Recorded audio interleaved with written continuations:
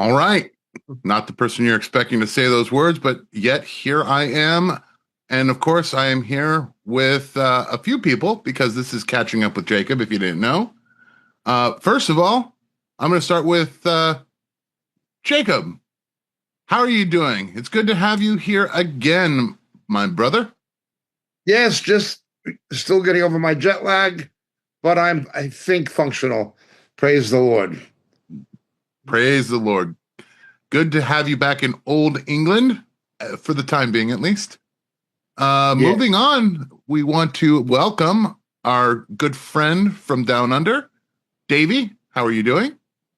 You're doing good, thanks, and good to be with you guys again. Praise God. Good to have you. And Pierre, thank you so much for joining us this evening for you, I believe, or morning? Morning. It's 7:32 in the morning, and good morning, everyone, from a very, very chilly New Zealand. Good to be here again. Thank you. So great to have you again. And somewhere it is the evening. Of course, Andy decided to stay for a bit of commentary. Yes, I'll stick around for a while, and it's 10:30 here in the evening, so in a hot and stuffy summer evening. But I'll stick around. It'd be interesting to see what's going on around the world. And, thank you so much for being here. Yeah. Jacob, any announcements as far as the itinerary, your upcoming speaking engagements? August 4th, Monday, I'm in Swindon at Blunsdon St. Anthony in Swindon.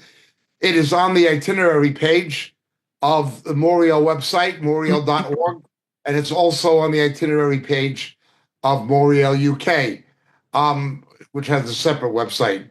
Look forward to seeing you there if you're in Reading or the Swindon area or Berkshire or any of those counties going towards the west of England. We'll draw people from as far away as Wiltshire, probably. And it is a place I've been to before. The meeting is at 6:30 p.m. So please, it's at Hope Farm. And again, that's on the Moriel website. It's advertised. Also, both Moriel conferences are now taking registrations online or by telephone. The Moriel Scotland Conference, which is in October, will be Pastor Tim Brough and myself. Tim Brough is an excellent Bible expositor. He'll be joining me at Gartmore House for our annual Scotland Conference. Marg is taking the bookings. Also, the England and Wales Conference in Yarnfield, near Stoke-on-Trent, that is in November, and Beryl is taking bookings for that. There, the lineup will include, again, Pastor Chris Brough, who will be joining me, along with Tim Clark from RTN and Tony Pierce from Bridge Lane Chapel and Light for the Last Days in London. That will be in November. So please go to the Moriel website, itinerary page. We'd love to have you join us if you're in the UK. Thank you so much, Jacob, for the itinerary. Davey, this week you got the duty. Tell us a little bit about podcasts and new channels.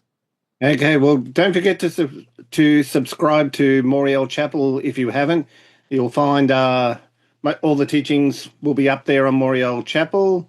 Don't forget, our podcast can be found on Apple, Spotify, Buzzsprout. Also, another way to get the teachings too, don't forget we have the USBs available. We've got the Jumpstart with Jacob, and we've got the Quintessential Quintana. So if you're interested in them, you can either email me. They're available in New Zealand. Just email Pierre. In the UK, either email David Passmore or myself, and we'll be sure to get them out to you. Thank you so much, Davey. On a serious note, two things that I would like to ask for. Of course, Marco is not here. Please pray for traveling mercies for him and his family. Second of all, if you would, could you please pray for Ken, my good friend from Ken's Corner? He is in the hospital again, and your prayers are urgently desired for him. I won't go into too much details, but he is integral to the Ken's Corner show. Can't really have Ken's Corner without Ken. And we love him as a brother in the Lord, and he's a dear friend. So to the Moriel family, please lift him up in prayer. All right, Jacob, let's get caught up. First on the docket, in England, a new British pogrom is going on. Not only are major cities now under the care of Muslim mayors, but there seems to be a pogrom going on against the Jewish community at large. Could you please comment on that, Jacob?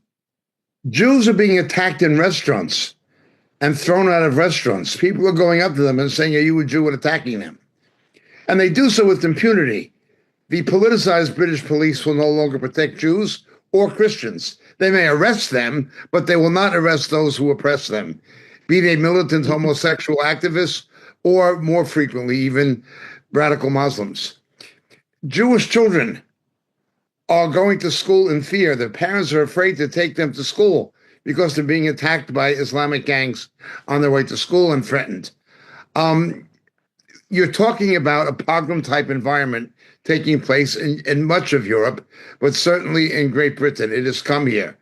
And again, it is happening with the de facto blessings of the present British government. No matter what anyone says, they are allowing and pandering to radical Islam.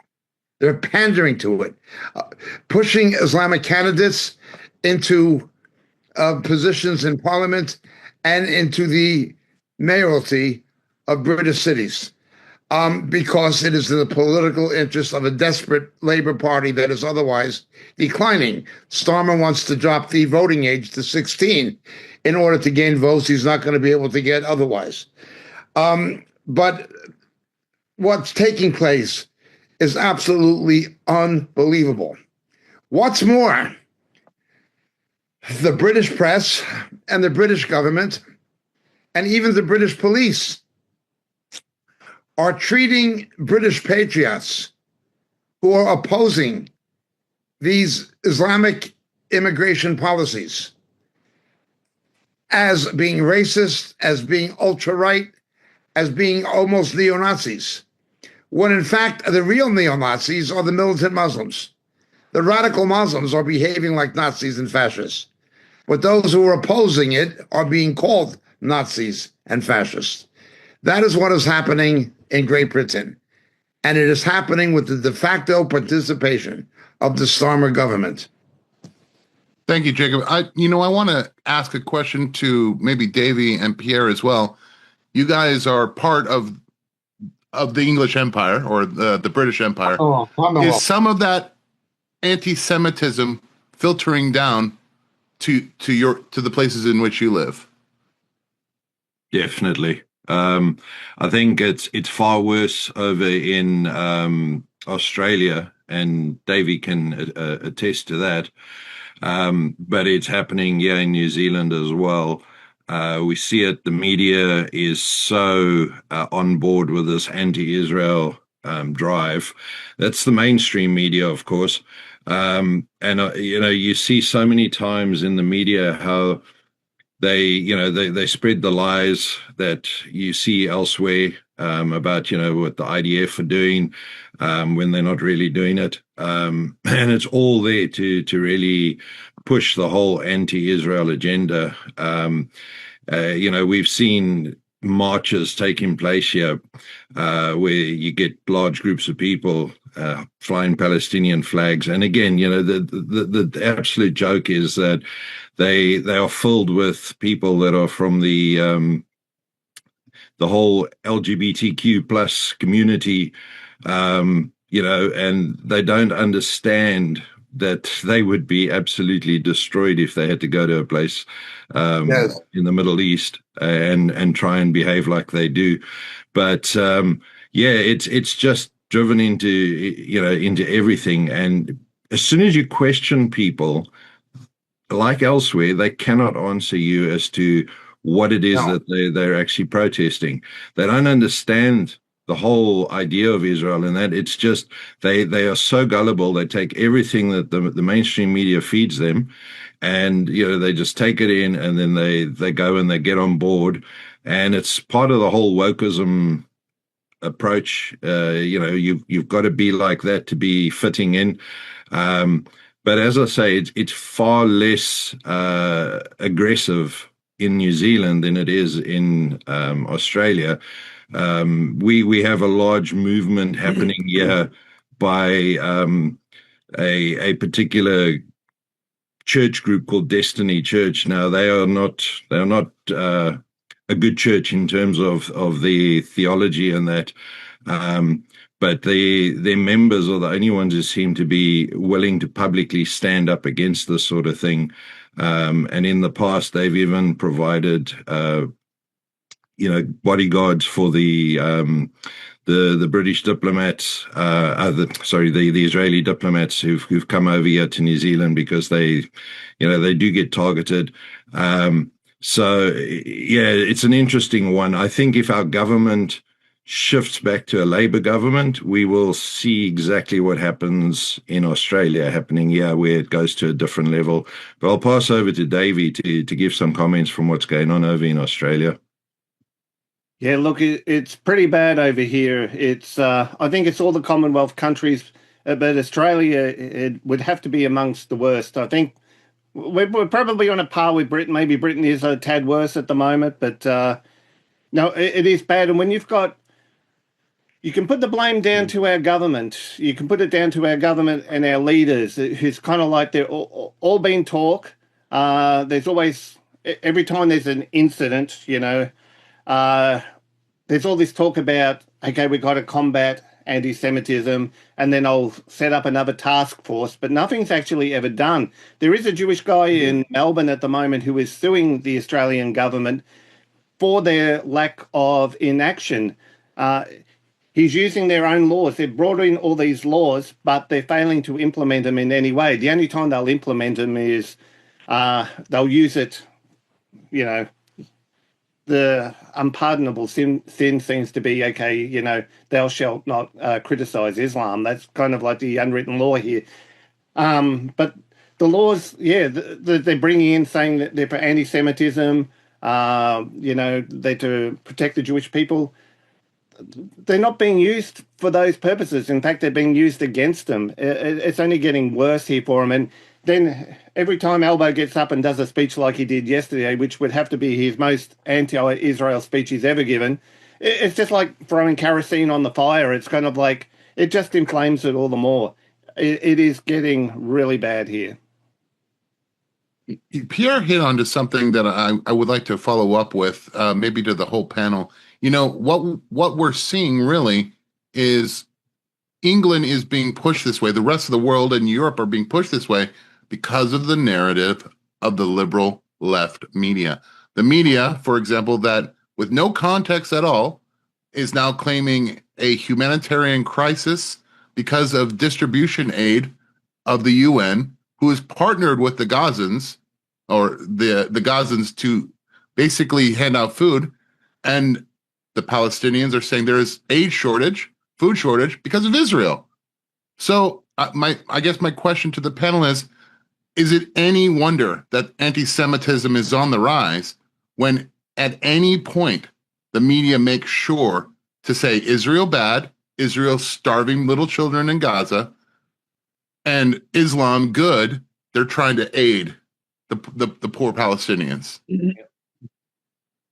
Well, this argument was actually kind of used to justify the abuse that Jewish students were suffering at a school in New South Wales. One of the what do you call it, like teachers there at the institution was basically saying, oh well, using that argument exactly, kids are being starved in Gaza and all the rest of it. You get what you deserve, basically. I'm paraphrasing, but that was the tone of the message. So, and they wonder why it's happening. Yeah. Jacob, any comment on this? It is like a libel, basically saying that Israel is a cause of the woes. Same kind of thing you've always had in pogroms. Blood libel, blaming Jews for the murders, atrocities that they did not perpetrate. What is really happening in Gaza, and the BBC has lied about it, and a British surgeon in Gaza lied about it. Hamas has killed hundreds of its own people. Hundreds of its own people.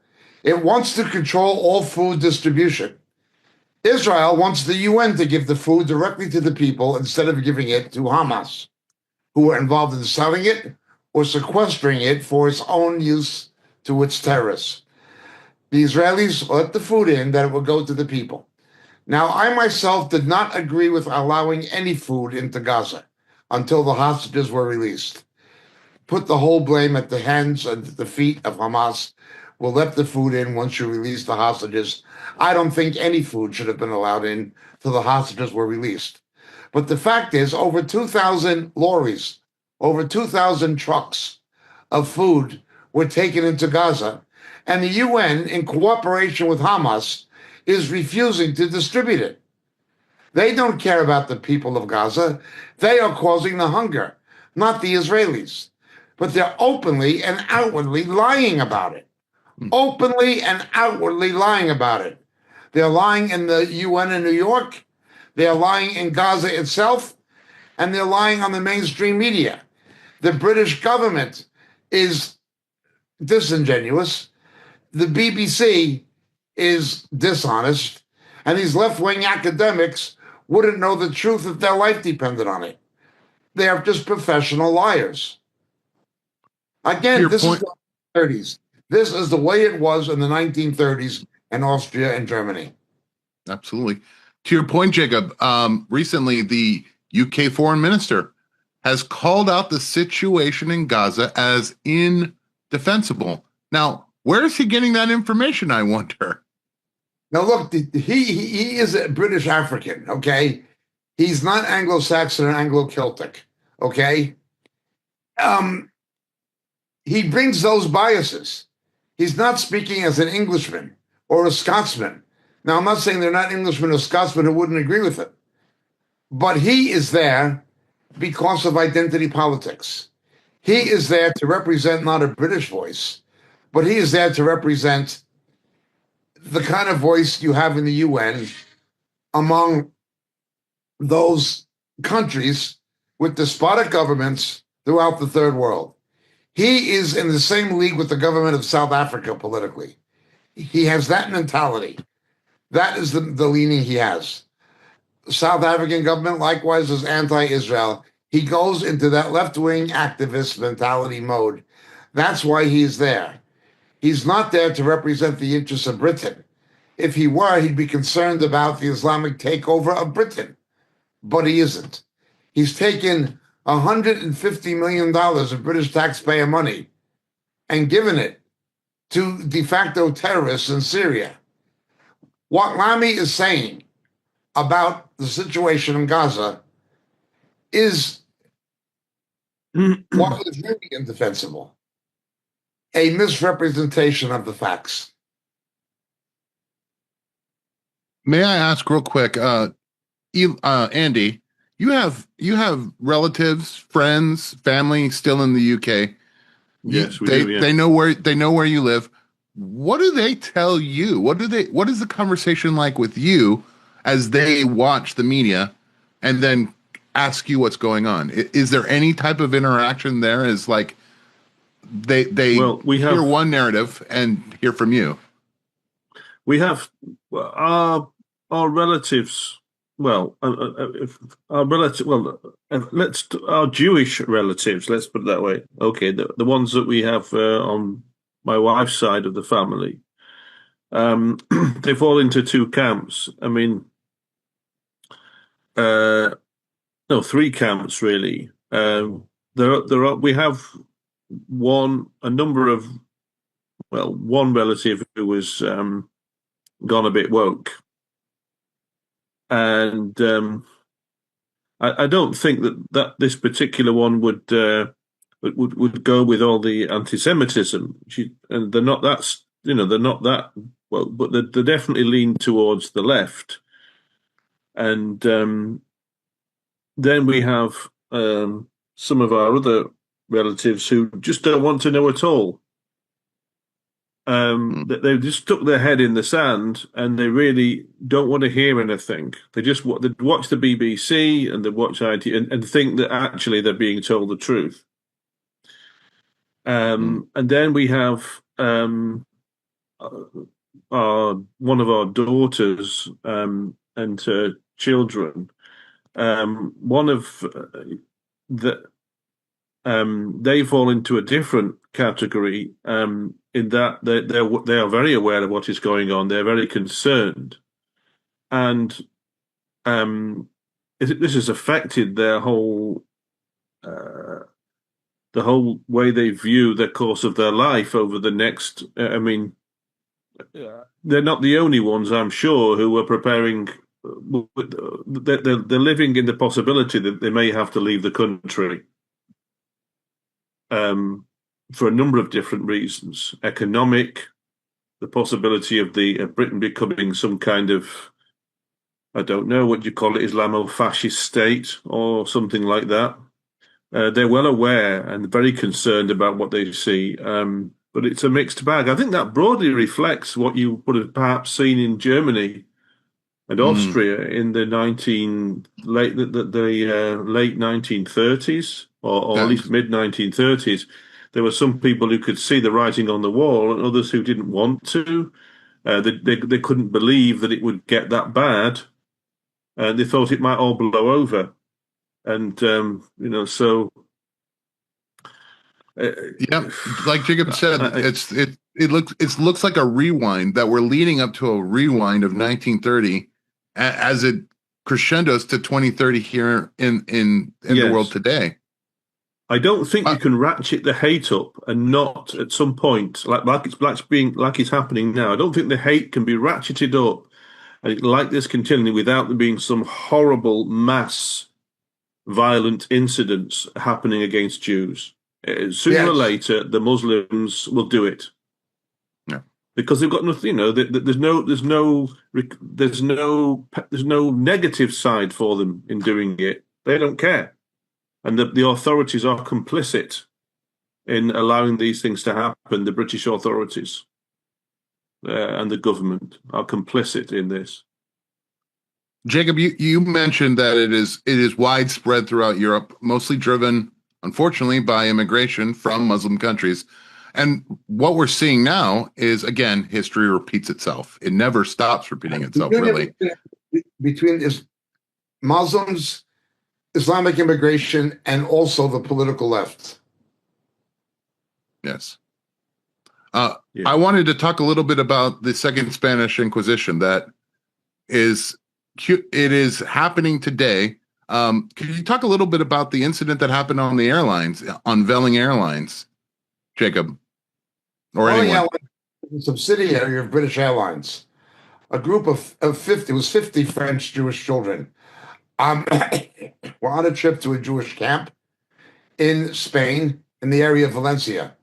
They got on the airplane and was about to take off. They were there with a leader, of the adult woman, was looking after the children, and they began singing a Hebrew song, and they was practicing speaking their Hebrew. Their mother tongue was, of course, French, not Hebrew. But when some of the flight crew heard this, they began complaining and saying that Israel is a terrorist state. Israel is a terrorist state now. When the Islamic bombings took place in Paris, I didn't see any Israelis doing it. Or when the riots took place in the banlieue around Paris, which happened twice, and billions of dollars of damage, billions of euros worth of damage were done by rioting Muslims. I didn't see any Jews rioting. It was all people from Morocco and Algeria and Africa who were Muslims. But they called Israel a terrorist state. And then they called the police, and the Jewish children were ordered off the plane. But the police said that they were not to be filmed. They told people to take their cell phones and put their cell phones on the floor, so it was not to be filmed. One of the leaders looking after the children complained. They, on the film shows them roughing her up. By some reports, they beat her up, tackled her face down to the floor. These are 3 men on 1 woman, and handcuffing her and dragging her off the plane. This is a pogrom. This was a pogrom. If that had happened to a Muslim, the world would be up in arms. The world would be up in arms. you were seeing a part of the country of the Spanish Inquisition. Now, this testifies to the stupidity of the Tikkun movement and other people that I saw in Israel, believers, saying that there was a reconciliation for the Spanish Inquisition. No, there wasn't. The Spanish Inquisition was perpetrated by Spanish Roman Catholics, and the climate has not changed. The religion has not changed. The hatred of Jews in the land of the Inquisition has not changed. It is simply a resurfacing of what has always been there.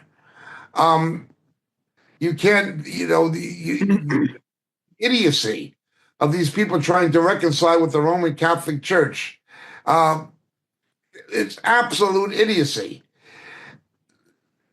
The Israeli government sees what's happening. Jewish believers see what's happening. The New Apostolic Reformation in Israel, known as Tikkun, was living in a fantasy world, a delusional world, kissing the feet of a Pope's representative named Lewinkel. Complete madness. They have no sense as to what's happening spiritually. Now, this particularly troubles me. I don't expect anything from the left-wing press. I don't expect anything from the EU or the governments of Europe. I don't expect anything. But I do expect believers to understand the nature of anti-Semitism theologically and spiritually, how it goes back to Genesis 3.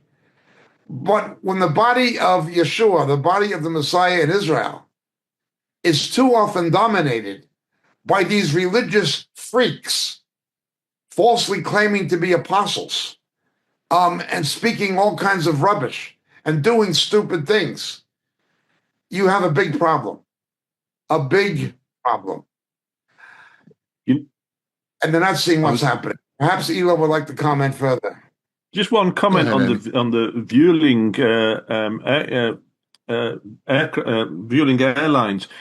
Apparently, it's just come out now, and it is now 100% confirmed that the air crew on board the aircraft that protested having Jews on the aircraft, the pilot is let me think, Ivan Chirivelo or something like that. Well, he's the same guy who trained the people that flew the jets into the Twin Towers.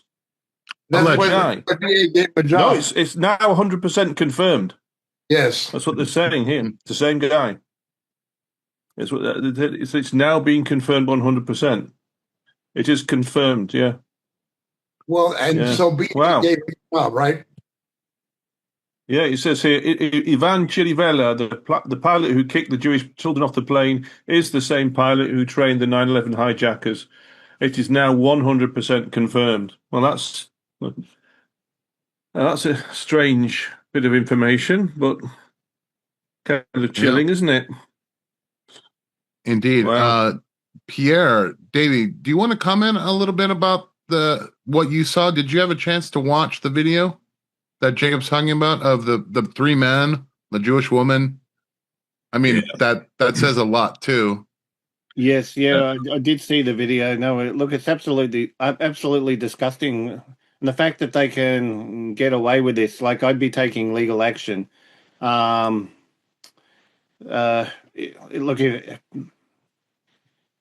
if something isn't done, look, this is only going to get worse. This sort of thing will happen more and more. But I think legal action has to be taken, and I think these people need to be held to account. Mm. And I'd be boycotting the airline. Yeah. I'd be doing all I could. Yeah. Yeah, I think it's, when you look at it and you look at the actions that have been taken and the age of the children as well, this sort of behavior is really reminiscent of what went on just prior to the Second World War. And it's actually quite frightening for Jewish people living in Europe. Yep. It's a reality. And I'll say this, is not just in Europe. I know Jewish people living in South Africa who are equally concerned and afraid about their movements, and being targeted all the time because they're Jewish, merely for the fact that they're Jewish. And to have this happen, I think this needs to come out, and it needs to come out in its full context. And people need to open their eyes. But the sad reality is that everyone who buys into all this leftist anti-Israel nonsense, they'll look at it and go, good, it's we're glad that happened. They're not going to for a second look at it and go, what if that was my child? What if that was my young daughter that was looking after those children and was being treated like that? They'll actually celebrate what's happened on the aircraft, and that's the sad reality of this. Yes. Yeah. The see what dehumanization. Yep. Yeah, that's right. Exactly what it is, yeah. And the advance of Islam. This week, the Roman Catholic Diocese of Buffalo, New York, which Buffalo's a heavy, heavy Roman Catholic city, Polish, Italian, Irish population, heavily Roman Catholic. And like all dioceses, have been implicated in pedophilia, clerical pedophilia, and protection of pedophile sex criminals. There have been instances against Roman Catholic children, but the usual cover-ups and payoffs and so on. They took the Roman Catholic Cathedral of Buffalo and sold it to the Islamic community to turn it into a mosque. Can you imagine the biggest Roman Catholic church and one of the biggest Roman Catholic cities in the United States, demographically, being turned into a mosque? That is what is happening. This has been going on for some time in Britain and in Europe. The Islamic Academy of Great Britain is a big, huge Anglican church in the middle of Manchester. But now it's happening in the United States. It's God's judgment. I saw it firsthand in Houston during my past visit. What used to be churches are turning into mosques. Yeah. Moving on to our next story. This will add fuel to the fire.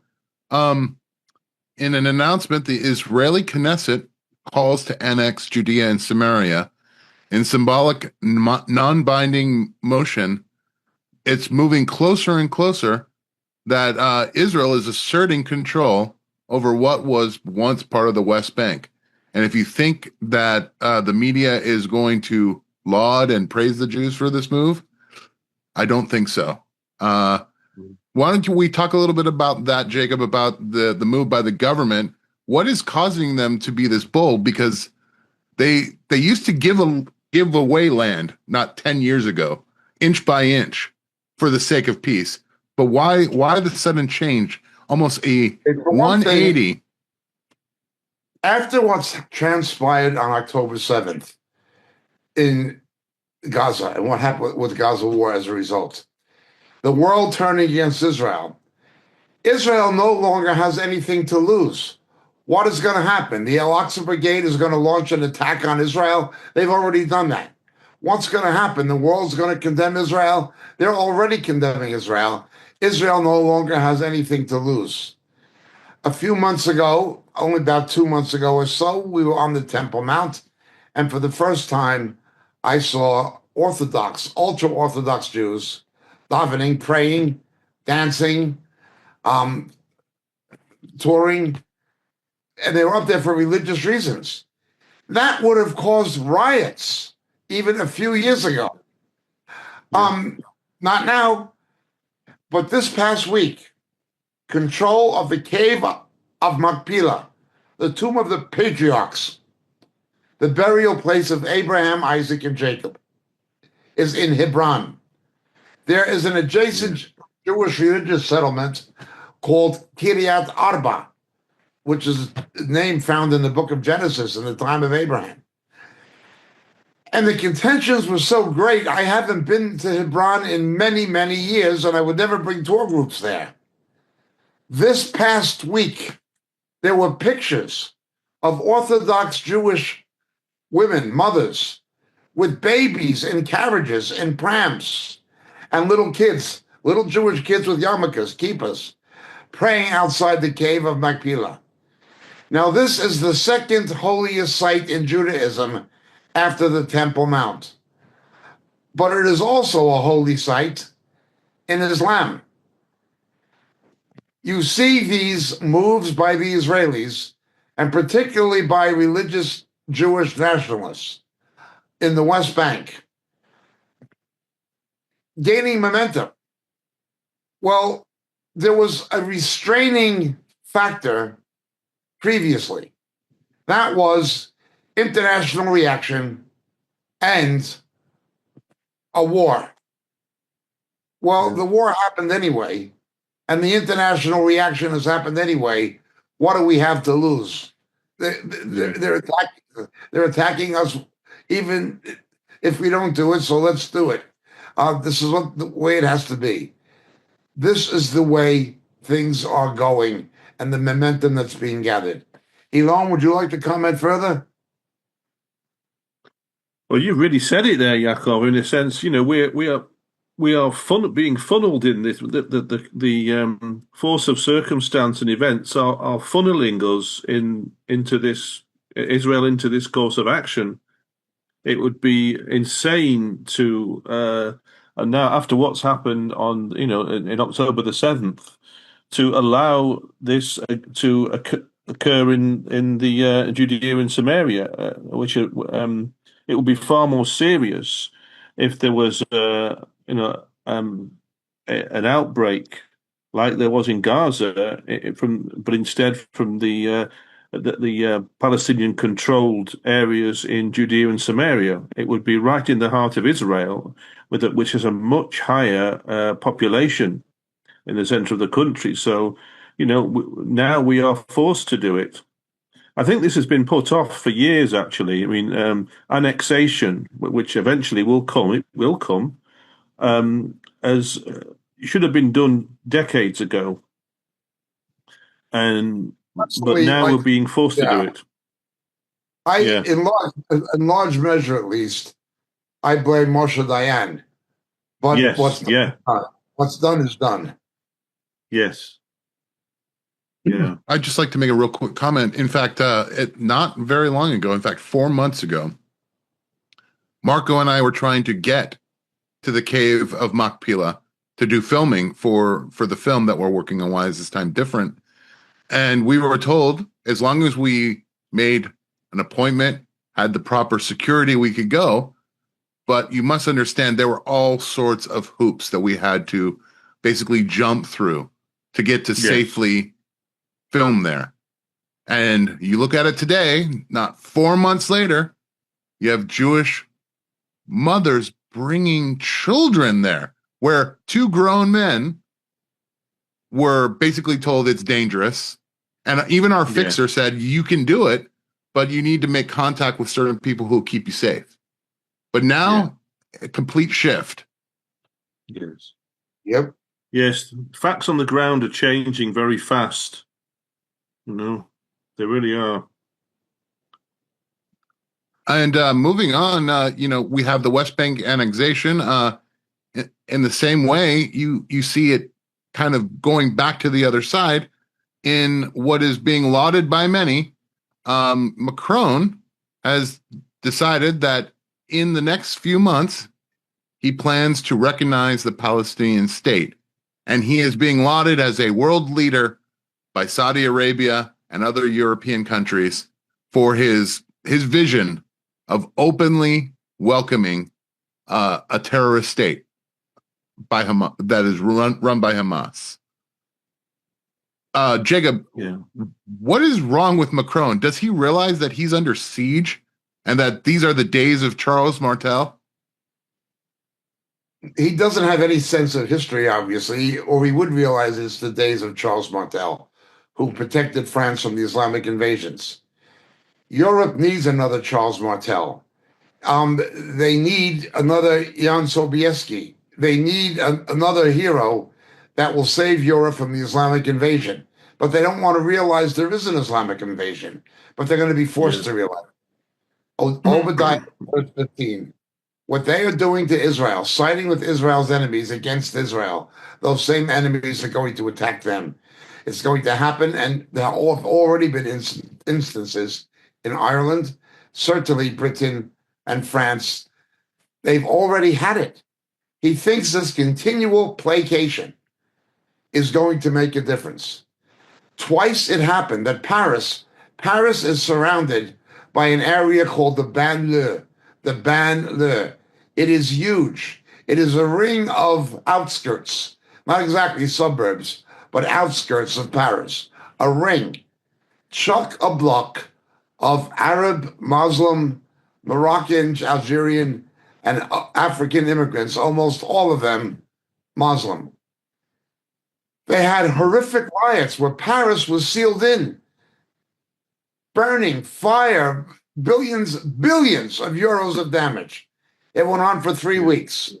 It was very similar to the riots that took place at Bondi Beach and Cronulla in Sydney in Australia, only much bigger and went on longer.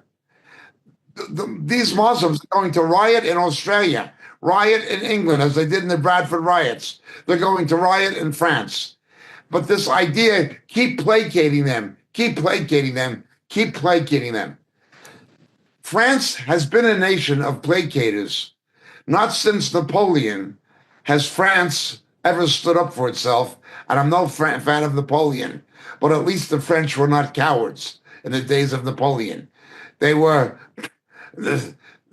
hardly champions of justice, but they were not cowards. After World War I, after the Verdun, France mutated into a nation of cowards. You had over 60 French divisions at the time of Dunkirk who refused to fight. Who refused to fight? You had the Vichy in France. They placated Hitler. They placated the Nazis. They gave their country. They gave Paris over to the Nazis and wouldn't fight. Now, there were some French who did, but they were in the minority. The mainstream French acquiesced to the Nazis. Well, the mainstream French are acquiescing once again. You have the neo-Vichy. That is what Macron is. He's neo-Vichy. He panders to the foreign invader of France. He is living up to the tradition that was once a nation of courage and turned it into a nation of cowardice, as we saw in World War II. Remember, France withdrew from NATO, withdrew its troops from NATO, and hid on back of the Anglo-American defense perimeter that was in Germany. The headquarters of NATO was in Paris and had to be relocated to Brussels under de Gaulle. The French didn't want to be in NATO. They wanted their independence and show how tough they are and how independent they are. They couldn't fight the Nazis. They let the Americans and British liberate their country. They handed their countries to the Nazis on a silver platter. And then hid on back of NATO, hid on back of the Americans during the Cold War. Hid like a nation of cowards. Well, that tradition of cowardice that has overtaken France, that you saw in the Second World War and in the Cold War, that tradition of French cowardice is back again. That's exactly what is happening. A tradition of national cowardice. Now, the French were not always like that. They had a noble tradition. The French were the first military ally of the United States with Marquis de Lafayette and those people.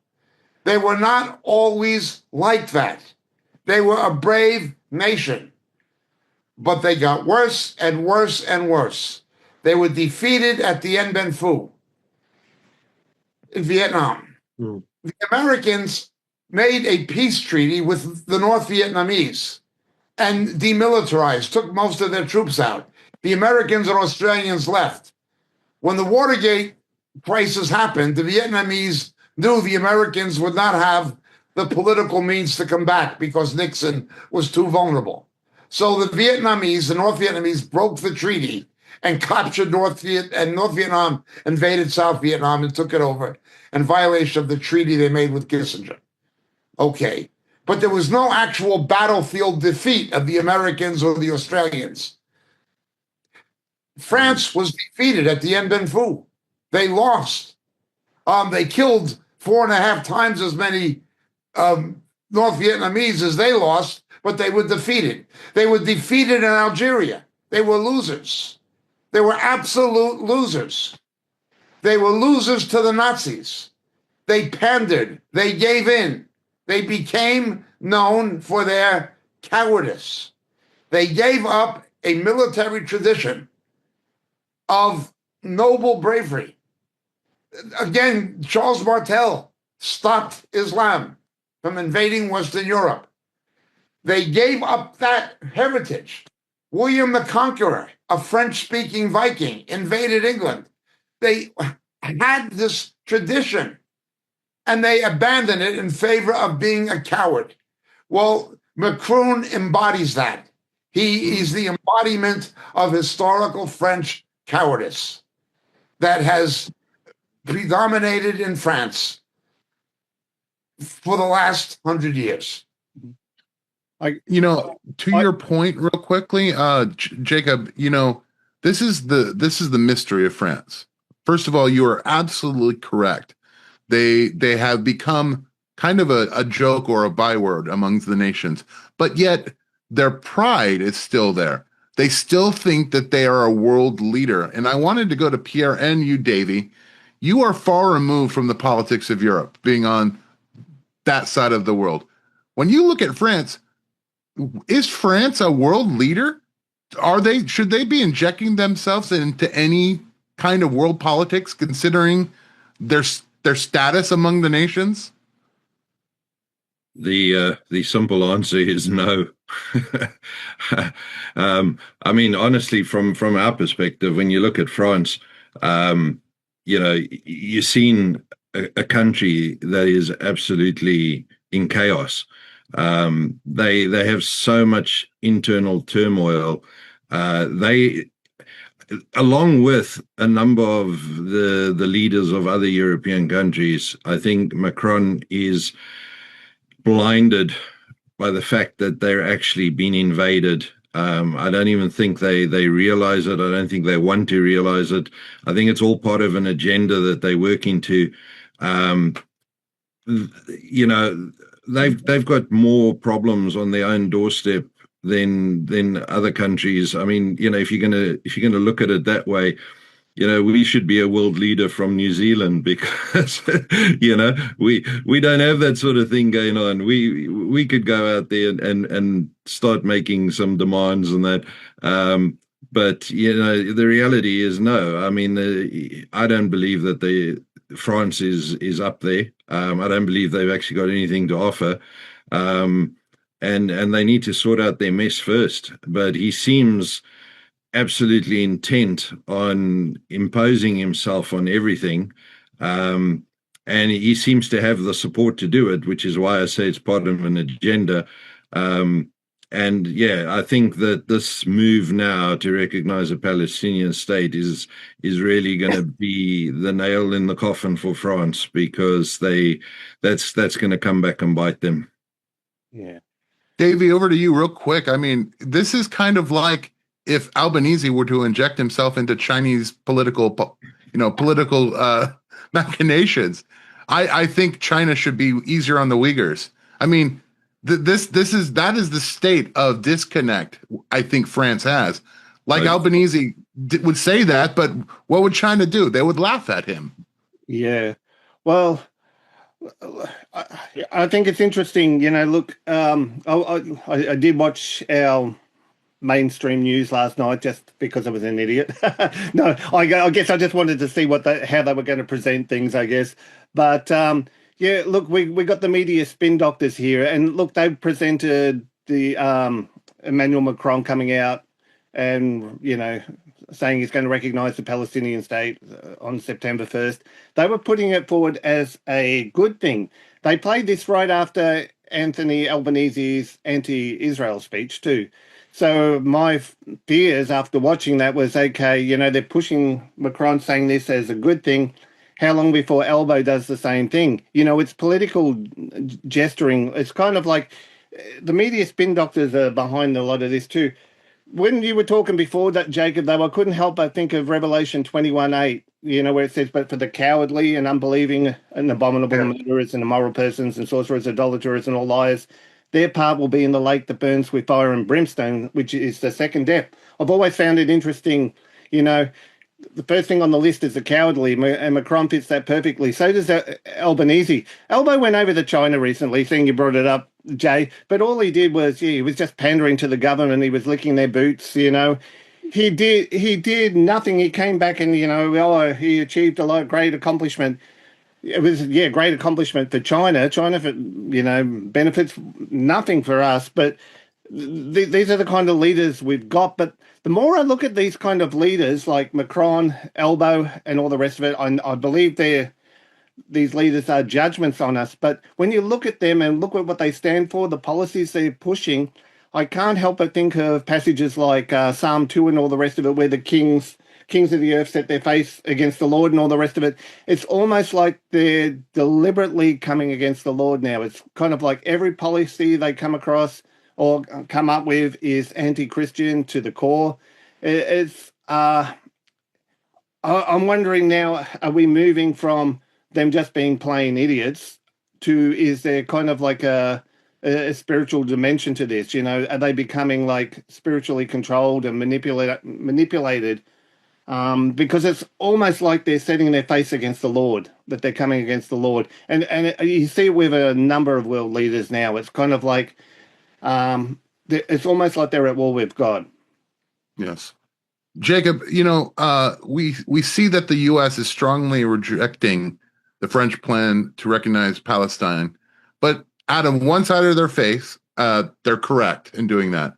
But on the other hand, let's talk a little bit about Qatar. Let's talk about the Muslim Brotherhood. Let's talk about Al Jazeera and a Trump associate, a very close Trump associate, doing business with them. That happened in 2018, I think, or 13 or 18. It was not recent, but it was a $623 million buyout, the Park Lane Hotel in Central Park, south of Manhattan. I know exactly where it is. It's next to the Barbican. It's near the Plaza Hotel. A very, very salubrious stretch of real estate in New York City, right across the street from Central Park. He did business with these people. Qatar funds Al Jazeera, which is basically the media relations branch of radical Islam. He funds the Qatar were funding and hosting the three senior leaders of Hamas, who stole $11 billion of international aid from their own people and kept them in Qatar. This is Qatar. Qatar is the biggest funder of American universities, especially Georgetown, the Jesuit school in Washington, D.C., and it is one of the three main schools where the State Department and CIA have diplomats and intelligence analysts recruited from the School of International Affairs. This is Qatar. They have professors who are anti-Israel, who are anti-American, who are pro-Sharia, and the American government lets this happen. Now, this certainly happened with Bush. The Saudi Arabian government had the Bush administration in their back pocket. They had Bush and Cheney in their back pocket. America was sold down the river by the Bush administration after September 11th, by Bush and Cheney. There's no question about it. But I am a bit troubled about Mr. Trump. Mr. Trump did some business deals with the Qataris. What I think he's trying to do is give them a financial inducement to amend their policies. He got the Qataris to tell the leaders of Hamas, that they could no longer use Qatar for a base anymore. So Hamas had to leave Qatar. They had to get out of there. That was, again, pressure from Mr. Trump. Mr. Trump wanted to give them business deals with the United States that would give them a financial incentive to stop doing some of the things they're doing. He's making a mistake, at least in part, this being the reason. The government of Qatar cannot be trusted as far as you can spit. They all have an ideological allegiance to the Muslim Brotherhood. The same Muslim Brotherhood responsible for the assassination of Anwar Sadat, and the same Muslim Brotherhood that controls Hamas. Hamas is simply the military arm of the Muslim Brotherhood and the Palestinian so-called branch of the Muslim Brotherhood. It goes beyond that. It goes to the Council of American Islamic Relations, CAIR, an organization that needs to be investigated by Congress and disbanded. After September 11th, the FBI and Justice Department cited 3 cases of its leadership being involved with terrorist-linked organizations. Bush didn't care. Bush did not care about America. It's just Bush. You know, you're talking about a political prostitute on steroids with no scruples and no money. He just did what he did because he's Bush and Cheney. That's what they are. They're as bad as any liberal Democrat. The Saudi Arabians had them in their pocket. All he cared about was getting the Saudi Arabians protected and getting them out of America and suppressing the 28 pages of evidence that the Saudi Arabians funded Al-Qaeda. And then most of the terrorists were Saudi Arabian. This was Bush. I always say the first target the United States should have taken out on September 11th was the Bush Ranch. That was the first thing we should have bombed, was the Bush Ranch in Texas. Just evil people. I just despise the Bush political dynasty. But they just pandered and let these people in. He gave speeches for CAIR, going around saying how Islam was a religion of peace in the aftermath of September 11th. Can you imagine Roosevelt, even, who was a liberal, going around giving speeches after Pearl Harbor, saying that emperor worship and Shintoism are a religion of peace after Pearl Harbor? Well, that's what Bush did. That's how wicked he is, and how wicked the mainstream Republican Party, the rhinos, are. It's a horrible situation. Mr. Trump was an improvement, but he needs to be careful. You cannot trust Qatar. They are Muslim Brotherhood. They killed Sadat for making peace with Israel. They are Hamas. They are linked to CAIR, or have been, according to the Justice Department. They are dangerous. Mr. Witkoff did business with them. As a Jew, as a New York Jew, he did business with them. You know, green talks. Money talks. Always does. In Mr. Trump's thinking, you can do business deals to get what you want politically. Okay, he did get the Hamas leadership out of Qatar. But he's not going to get the Muslim Brotherhood out of Qatar. They need to be stopped from funding American universities. There's also an American Air Force base in Qatar. Yet, at the same time, because they share what may be the biggest natural gas field in the world underneath the Persian Gulf with Iran, they're in bed with Iran. Qatar will get in bed with anybody as long as it's green, as long as it's about money. Iran, Hamas, United States, anybody. They'll do business with anybody. But their absolute sacrosanct conviction is the Muslim Brotherhood. They cannot be trusted. You know, we're going to turn our attention kind of to continue with politics in the United States. The political bombshell went off this week. Tulsi Gabbard is making allegations that trigger basically a higher wire act from the administration.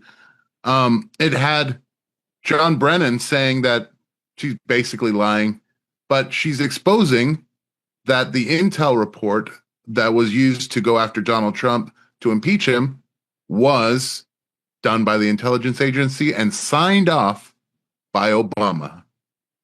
But yes. Can you comment a little bit on that, Jacob? And let's remember, these would be among the same 51 so-called intelligence analysts who gave the false statement about Hunter Biden's laptop coming from Russia. Same one, same crowd of corruption. This has to do with the Clintons, Hillary Clinton certainly in her campaign. It had to do with Obama. The Clinton campaign paid for the Steele dossier. Why was she not indicted? Why? When Biden took documentation that was classified and put it in a garage in Delaware,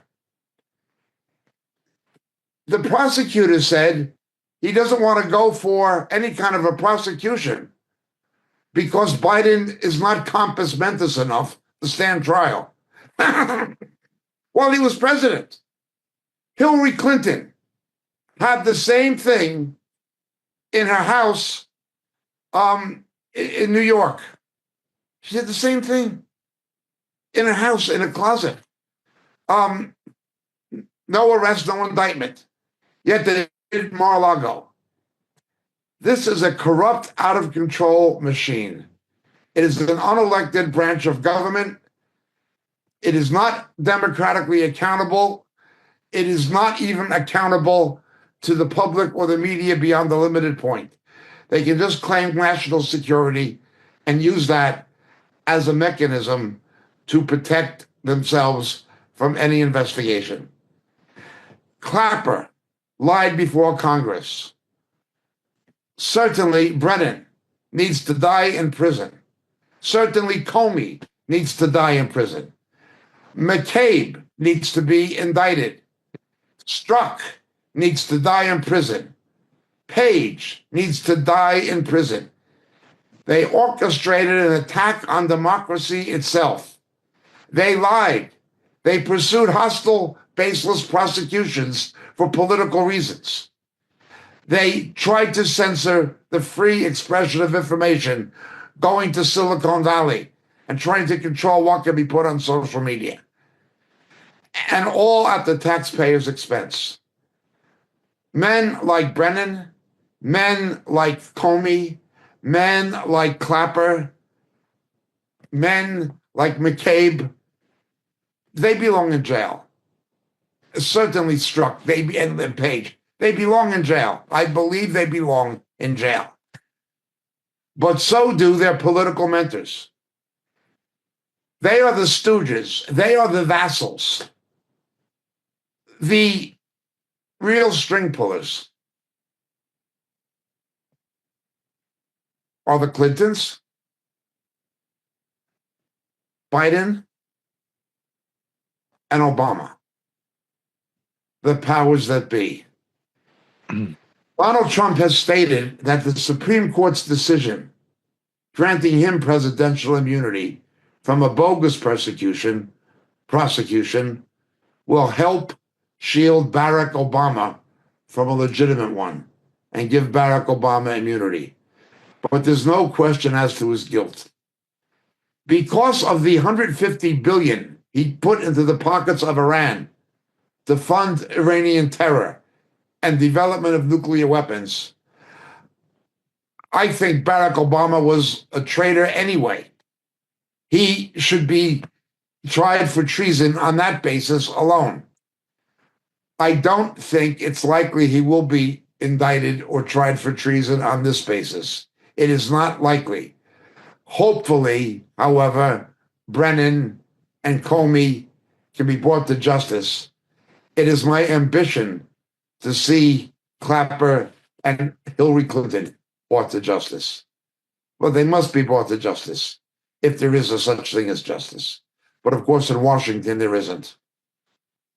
I'd like to go to Pierre, actually. You are, again, an outsider, especially to American politics. But I have to ask you, from an outsider looking in, the whole Trump, Russia, you must have heard it on the media 1,000 times as we did over where you were during absolutely. Yeah, absolutely. I mean, it was a big topic then, and it's a big topic now, with what's come out. I find it interesting, though, that in American politics, what we've seen over the last couple of years is firsts. You had this first time that they're going after an ex-president in what they did with Trump, to the extent that they were to try and get him locked up.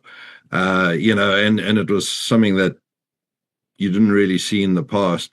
But also with this, there was a lot of feeling down here that at the time, all these claims against his links with Russia and that were actually not him, but the opposition. And now this is all coming out. It's really interesting. And I think what it does for those of us who are on the outside looking in, you just kind of see it as another corrupt sort of environment of politics. And it's,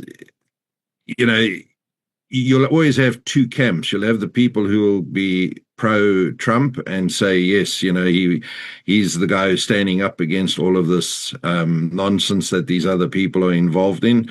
Let's call it the sort of establishment leaders, the ones that are selected and all have the good handshake and they all come through the right channels. And then you've got those who sort of stand against him and support that side of the political realm. What I find fascinating is it doesn't matter where you are in the world, American politics is always high up on the agenda. The rest of the world looks at America and kind of goes, we have a major interest in what's going on over there because it impacts all of us in the long run, one way or another. Sometimes that's economically, other times it causes other political issues in places. But I suppose this whole thing with Russia and that, there's this real feel that he was aligned with Russia's so bad, and now this is coming out. And I think the fact that there were so many people who supported Obama, particularly down here in New Zealand, this is going to be a hard pill for them to swallow, that he was involved in things like this. Again, I think they're going to go, oh, it's just lies, because as soon as they hear something they don't like or it goes against the narrative, then it doesn't really exist. It didn't really happen. So, you're going to always have those people that are going to be willfully blinded. But it is an interesting one, this, and I'm keen to see how this one plays out. Davey, I'm going to put you on the hot seat real quick. So Graham and Cornyn in the Senate have called for a special counsel to investigate the Obama administration's Russian intel scandal. Do you think that any convictions will actually happen? To be honest, look, I don't think. I hope we do see some convictions, because if we don't have some convictions come, it's kind of like things are only going to get worse and worse. There does need to be some accountability for this. Because, look, I did hear one person describe, this makes Watergate look like a tea party, and they're right. There had to be consequences for the Watergate thing. Back when the Watergate scandal happened, look, there was public outrage. Now there's kind of like public apathy. I think that shows a change in this, in our world nowadays. So that's concerning. But the corruption everywhere in our governments is only going to thrive more and more unless there is kind of accountability for this. Do I think it'll go as far as touching Obama? No, I actually do think. Look, they'll have to throw a few scapegoats out there. They'll probably throw. Let me see. Maybe a secretary. Yeah, or Brendan under the bus, or so they'll throw someone under the bus. They'll throw a couple of people under the bus too, kind of but will there be sacrificial lambs? Yes, yeah, but I don't think there'll be a full accountability. I think we're getting to the times. Where in Jesus' day there was more, corruption, governmental corruption. galore. If you look at the dynasty of the Herods and all the rest of it, the moral corruption, the depravity, and the political skullduggery, I think we're seeing a rise in that again today. So I don't expect. Hopefully, I'm proven wrong. Hopefully, I'm proven wrong. I would love to see them all brought to justice, but I think the Obamas and the Clintons, they'll be back to see another day, unfortunately. Pierre made a simple comment that American politics is even spoken about in New Zealand. It's spoken about around the world. I think what we're seeing is, as Rome, the Senate and people of Rome and their politics, the Caesars, were talked about around the world. The Senate and the people of America are also talked about around the world because they are the world power at the moment. At the moment. Yeah. Something else, since we're on the subject of Barack Obama, just a little tangent real quickly. Here's a statement from Barack Obama himself, and I'll have the panel comment that one of these things that I think a lot of time boys need is not just exposure to one guy, one dad. No matter how good the dad is, he can't be everything, Obama said. And then the boy may need somebody to give the boy some perspective on the dad. Now, he was speaking on his wife's podcast, and he believes that every boy needs a homosexual man in their life to give them perspective. Well, you take it away anytime. Okay, I'll go to comment on this one because it's kind of like, okay, Obama needs to go and tell that to all the parents of the children who were sexually abused by the childcare sex offender here recently. He abused, I think it was like over 70 children. The youngest, I think, was as 5 months old, where he, because he was a homosexual. Yeah, he was a furry, all the rest of it. No, that's another thing here. They won't actually address that issue. We had a similar situation come out just a couple of days later at another childcare thing. Again, the guy was, bent. I don't know how I can say it nicely. But yeah, Obama needs to go and say that to all those parents. It was wonderful those children had a homosexual man in their lives, wasn't it? Yeah. Yeah, I think, what Obama's doing there is basically showing the world who he really is. And that's something that we all need to remember. These people are evil. When you kind of look at what they stand for, what they're all about, he's pretty much told the world what he stands for in that brief quote, and it should be shocking for everyone. Sadly, it won't be. He'll be lauded by the woke left, and sort of people will be jumping on the bandwagon, going, "Yes, this is exactly the right way to look at the world." But we know from a Christian point of view what camp they're in, and it's just been affirmed if anyone had any doubts. I've got to quickly go there. I've got to quickly go there, Jay. It's just kind of like, I wonder if the homosexual man in Barack Obama's life happens to have the initials MO. Leave it at that. Now, Jacob, I mean, is Obama really saying anything that we haven't, said before?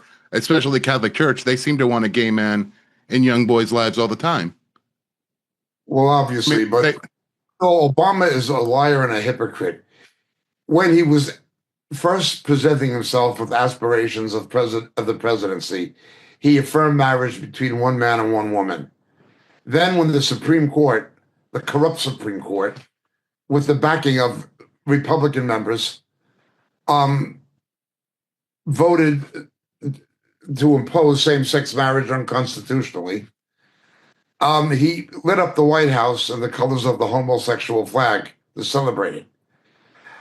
I'm not surprised he wants grooming of underage boys for homosexual exploitation. I'd expect it of him. Yes. What wouldn't you expect from him? He went to the church of Jeremiah Wright that had Farrakhan speaking in it. Can you imagine what would have happened if Donald Trump or somebody went to a segregated white church that had David Duke speaking in it? There's always two standards. Barack Obama has no scruples and no morals of any kind whatsoever. He's a political liar. But what needs to happen is an investigation. Did he make applications for scholarships as a foreign student to Harvard University and Columbia? Did he make those applications? If over the age of 18, he made applications to American institutions of higher learning for grants and scholarships as a foreigner, he admitted that he relinquished his American citizenship and his presidency was illegal and unconstitutional, for which the Supreme Court would have to make him a non-president, would have to retract anything he signed into law, and he could be prosecuted state by state for election fraud, which he should be. I would love to see that investigation take place. I've always been skeptical about the birther thing. Is it right or wrong? I don't know. I don't know if he's an American by birth. His grandmother said he wasn't, but I don't know. What I do know is there should be an investigation to see if he relinquished his American citizenship coming from Indonesia to the United States, if he came as a foreign student and made those applications. I wish him nothing but bad. I pray the judgment of God be upon him. All right. Well, we'll conclude that section and move on to our next. Let's talk a little bit about tech and AI for the moment. Sam Altman, the lead and the head of OpenAI, warns the financial sector that artificial intelligence is about to unleash significant fraud in the financial markets. He's calling it a crisis. AI and a fraud crisis. We already have a delicate worldwide economy. If AI is leveraged to do fraud, what can this mean for the world economy? And what does that mean for the rest? Let's remember, after 2008, Obama declined to prosecute anybody responsible for the subprime lending. Of course, he would have had to indict himself. He was one of the people in the Senate, him and Chris Dodd, most responsible for the 2008 happening. But they didn't prosecute anybody. They didn't prosecute anybody. What would happen in a scenario where there was nobody to prosecute? Because you can say that the AI did it. We came not close, but remotely close during the Reagan administration, that Black Friday, when selling orders were issued by computers. You had computers doing market analysis of the main stock exchanges in the world, and they began issuing selling orders, and the market crashed during the Reagan administration. There was allegations there was some Russian influence in it. Be that as it may, that was then. And look what happened. Can you imagine what would happen now? But there would be nobody to indict. There'd be nobody to indict. You can say the AI did it. We didn't intend the AI to do this. It did it on its own. Perfect Patsy. Perfect Patsy. Any comments, Pierre, on AI being leveraged for fraud, as if fraud needed any help? Yeah, precisely. It's rampant out there already. We don't need AI doing that. You mentioned about the delicate nature of the world economy at the moment, and I think that's the biggest concern, because there's a number of countries, and we're one of them. I mean, we're in a recession. I saw the other day that Australia was basically slipping into a recession. We can't afford any more problems. And if you're having AI committing fraud on a wide scale, it could actually destabilize countries. And that could open up all sorts of avenues. And you start looking at things like wars as a result, because that's kind of how countries correct those issues. So yeah, it's not the most exciting news. It's one that is very concerning. Well, thank you for that wonderful setup for that segue. Let's go ahead and talk about it. China, Russia, economies are in danger. If the AI fraud crisis on the financial markets were to affect the economy of the world, what does this mean, Jacob, for countries like Russia and China who have traditionally used military action to help a struggling economy? Let's begin with Russia. Putin has depleted the foreign currency reserves to a dangerous point now. He's selling oil, but at a much lower rate.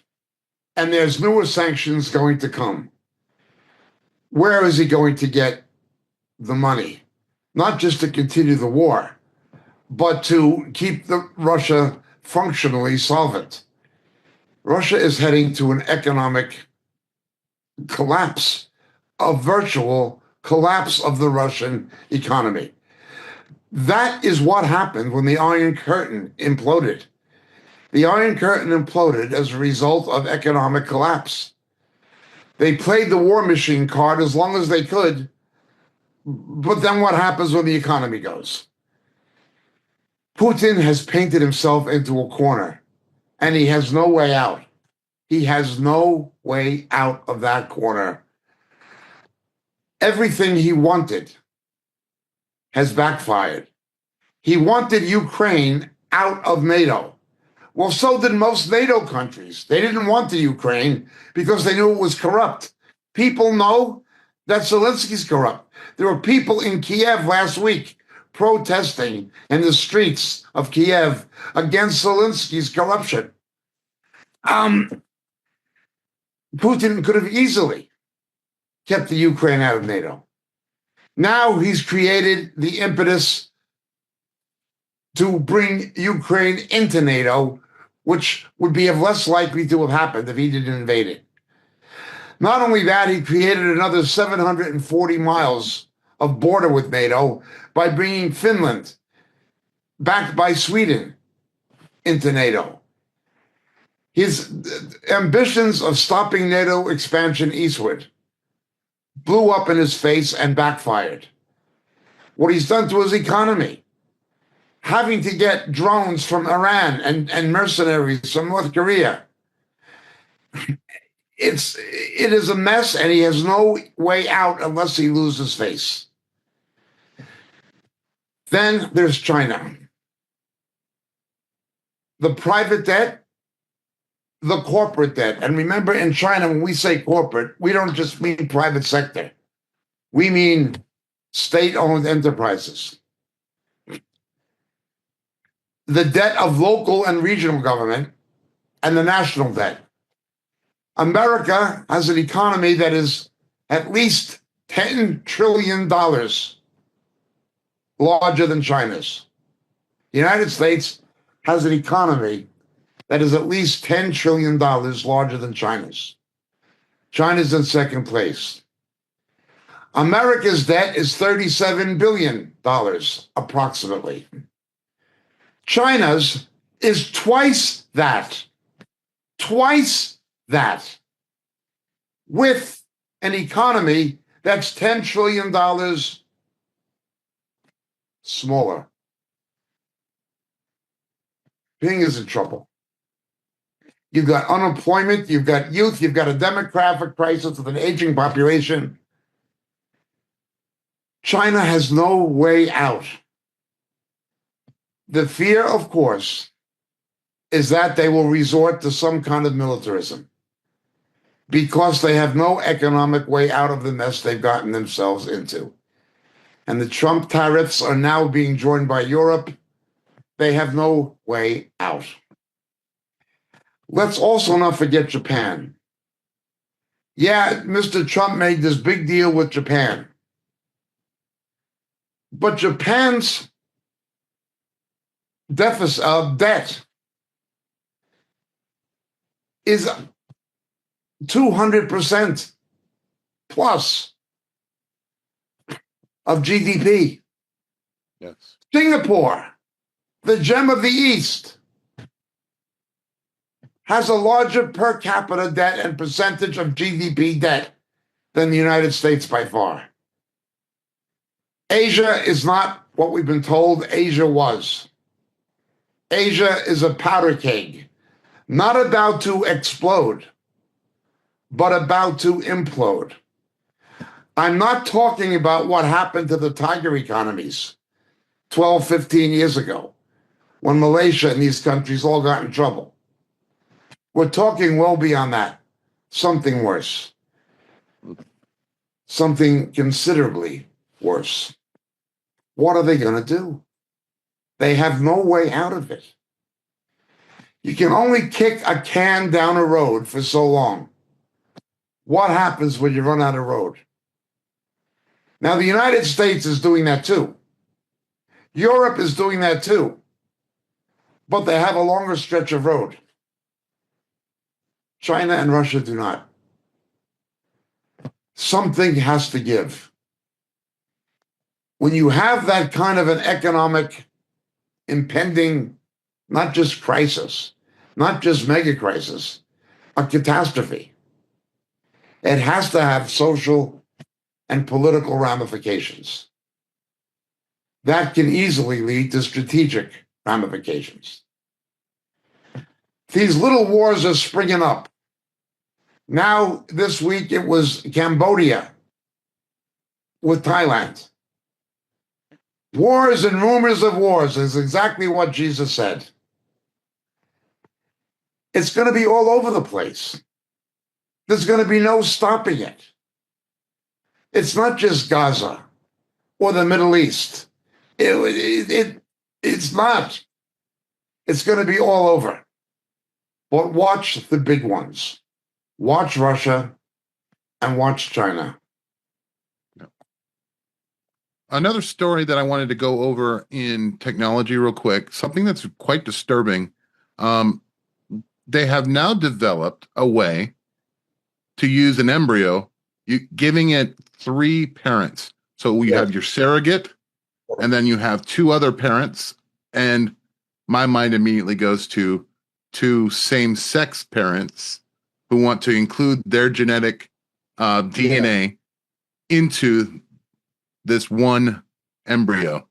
This is undoing what God has already done. This is man becoming God, trying to outdo God to fulfill basically a designer baby for liberal causes. Let's understand something. When the Nephilim came down and began procreating with human women, it was a demonic corruption, an attempted demonic corruption of the human genome. What we are seeing is the same thing. 100% I would agree with you. This goes beyond the pale. The last time God had to intervene when the human genome was being corrupted by demonic influence. It's happening now. The Lord is coming soon. Yeah. No, I think this all ties in too with the fact that they're making merchandise out of children and that kind of thing too. It's kind of like there's money to be made in this too. It's kind of, they could just, there's other options for people to get a baby. This is because it's going to bring in big money, and I wonder how long it'll be before they'll start doing the celebrity thing. Where you can have certain traits from certain celebrities incorporated into your baby design and all the rest of it. Absolutely, but the thing, what stands out most in my mind is this: Until now, homosexuals could not have children. Lesbians could not have children. So they wanted somebody else's. They wanted the right to adopt, which Tony Blair gave them in England and other such wicked people who will give account on the day of judgment. What is going to happen where, through the misuse of biogenetic engineering, two men are going to say, this baby has our DNA. Two women are going to say, this baby has both of our DNA. It's as much ours as your baby is yours. God cannot allow that to happen. The Lord has to come soon. Amen. Amen. Just to be clear, just a correction from our chat room. It's 99% two parents, 99.99% two parents, and 0.1% of the third parent. So it's still factoring in 3 genetic codes, which again, that kind of goes down the same rabbit hole of Shiro Ishii, Dr. Mangala, just experiments you don't really want to do. Yes. Now, I had a great segue that I did not take advantage of. The aspect of designing a child, monetizing children, making them fashionable, merchandisable, the commerce section of it. In other news, Australia government has decided to incentivize the abortion of children, offering $4,000 if you abort your child. Now, I'll go to Davey first, but I want to go to Davey and Pierre first. Why would people want to incentivize the killing of children? Go ahead, Davey. Oh, sorry, I was muted too. Yeah, I know this was happening in South Australia. It's kind of like, well, again, I know it's the anti-God policies and all the rest of it. I really feel for any believer Christian who is in the medical profession, because it is getting harder and harder for them to be there. It takes me back in some ways 25 years ago. The government always do these bonuses and all the rest of it, but 25 years ago, there was an incentive, a baby bonus thing. So they were trying to incentivize couples to have babies. So it got nicknamed around town, the plasma bonus, the plasma TV bonus, because a lot of people were just having the baby to get the bonus so they could buy their new plasma TV set.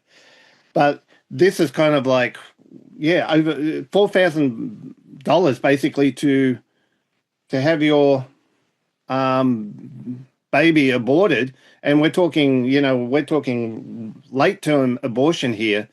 And and you've got women bragging about it. I aborted my baby, and now I'm using the money to go to a trip to Bali and that kind of thing. So the depravity is unbelievable. But there is money in this. I could speculate a little bit with why. 4,000 is not an insignificant sum of money to someone. Can you imagine women getting pregnant so they can abort the baby and go on vacation to Bali? I mean, that is a vacation, and you can get it 4,000 a year for basically what, 20 years? That's a lot of money if somebody wanted to capitalize on the death of children. Absolutely. I mean, I saw a headline the other day out of the UK. There was a pop artist there, Lily Allen, I think is her name, who was saying how she has lost track of how many abortions she's had.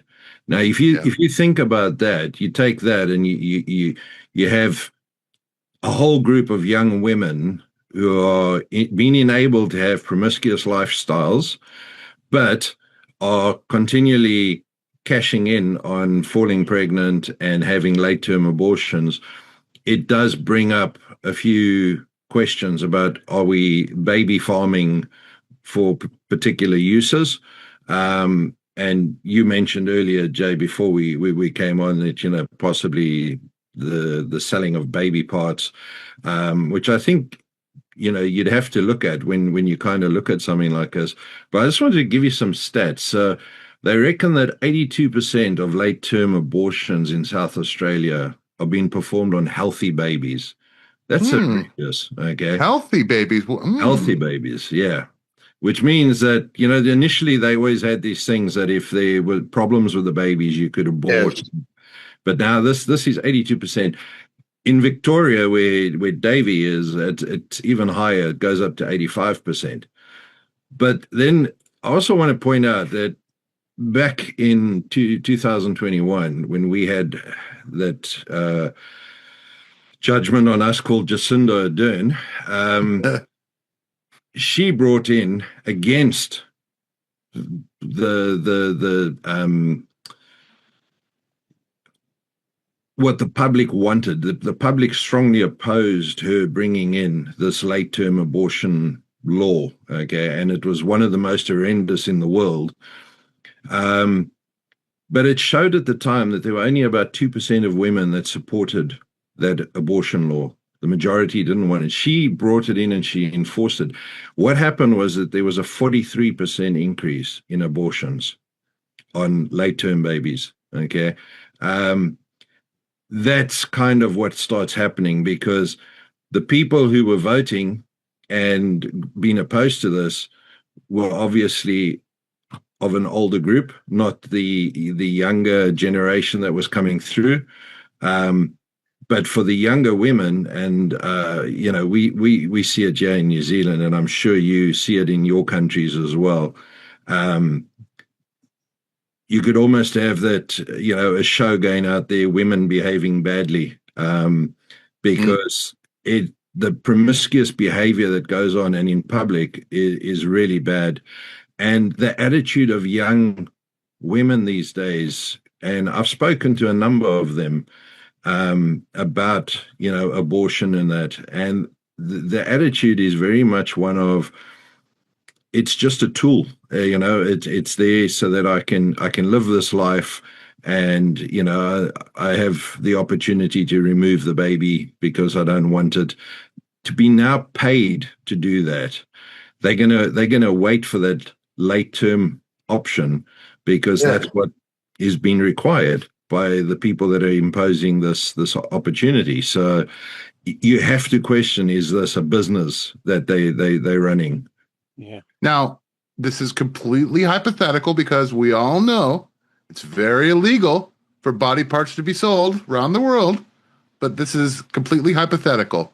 Here is the price catalog for each baby part of aborted children, okay? And this is from 2020. For an intact fetal liver, $500 to $2,000. For brain tissue, $1,000 to $2,500. A pancreas, $500 to $1,500. For an eye, $500 to $1,200 each. Each limb with muscle samples, $300 to $700. For a umbilical cord, $400 to $800. And finally, stem cells, $1,000 to $5,000. So I'm going to do some quick math and say that if you sold every single part of a child, you're looking at roughly about $20,000 a child for a $4,000 investment. If it were all about giving $4,000 incentive to a woman to sell her aborted fetus. Yeah, well, Yeah. I know the baby body part trading goes on big time in China and that too. And it's interesting. Our government is really cozy with the Chinese at the moment too. But that 4,000, I got the exact amount, $4,325. It's taxpayer funded money too. So it's Correct. the taxpayer who is paying that to the women. Yeah, and the taxpayer will never see any profit from the body parts when they're sold, if they're ever sold. Just to be clear. Yeah. All right. I think we've beaten that horrible demonic subject to death. We all know that abortion is just Baal worship in disguise. Let's move on to the church and Christian issues. Let's talk about celebrity Christianity. We had two, according to some, very famous Christians die. Let's start with the not so obvious one. Being lauded as a devout Anglican that prayed before every concert. Ozzy Osbourne went to meet his Lord, a Lord, something. I don't know, and I'm not going to go either way with that. But it's interesting to me, Davey. You and I were talking about this. Ozzy struck me as a person where I looked for fruits. There are people that said that he was given the gospel many times, but I didn't see any repentance. I saw someone doubling down on their lifestyle. Yeah, well, look, I was actually shocked when we did the pre-show this morning. It was the first time I actually heard that he was a Christian. I was kind of like, yeah, I thought, you're kidding me? I don't know much about Ozzy Osbourne, but the only thing I do remember him for is that song he did, a tribute song to Aleister Crowley, who was basically, well, he was a Satanist and an abuser of kids and a lot of other things. So, yeah, I was kind of stunned, and I'm still a little stunned. But, yeah, I'm with you, Jay. I never saw any sort of fruits of repentance or that kind of thing there. There was nothing that would ever kind of even make me think that he was even remotely, Christian, Yeah, he said he revealed that he believed in God about a couple weeks before he died, right before his final farewell show. Now, can that happen? Absolutely. Yeah. But the farewell show, I'm wondering, did he cover Aleister Crowley? Did he cover War Pigs? Did he do the catalog that made him famous and rich? Or did he do a catalog that maybe magnified something else? Yeah. Yeah, I guess I've got no idea, but it would be interesting to kind of look at. Jacob, any comment on Ozzy's farewell and the idea that he was a devout Anglican, which I think is kind of funny because I don't count Anglicans as Christian. What's interesting is his wife is half Jewish. She's an Australian, half Irish, half Jewish. And she practiced Judaism. That was the main family religion, not Anglicanism, because of her influence. I've heard him speak about God, and he said he was not a Satanist. But in the early days of Black Sabbath, they were banned from Birmingham, England, the English Midlands. They used that imagery for marketing purposes and shock value to get a following.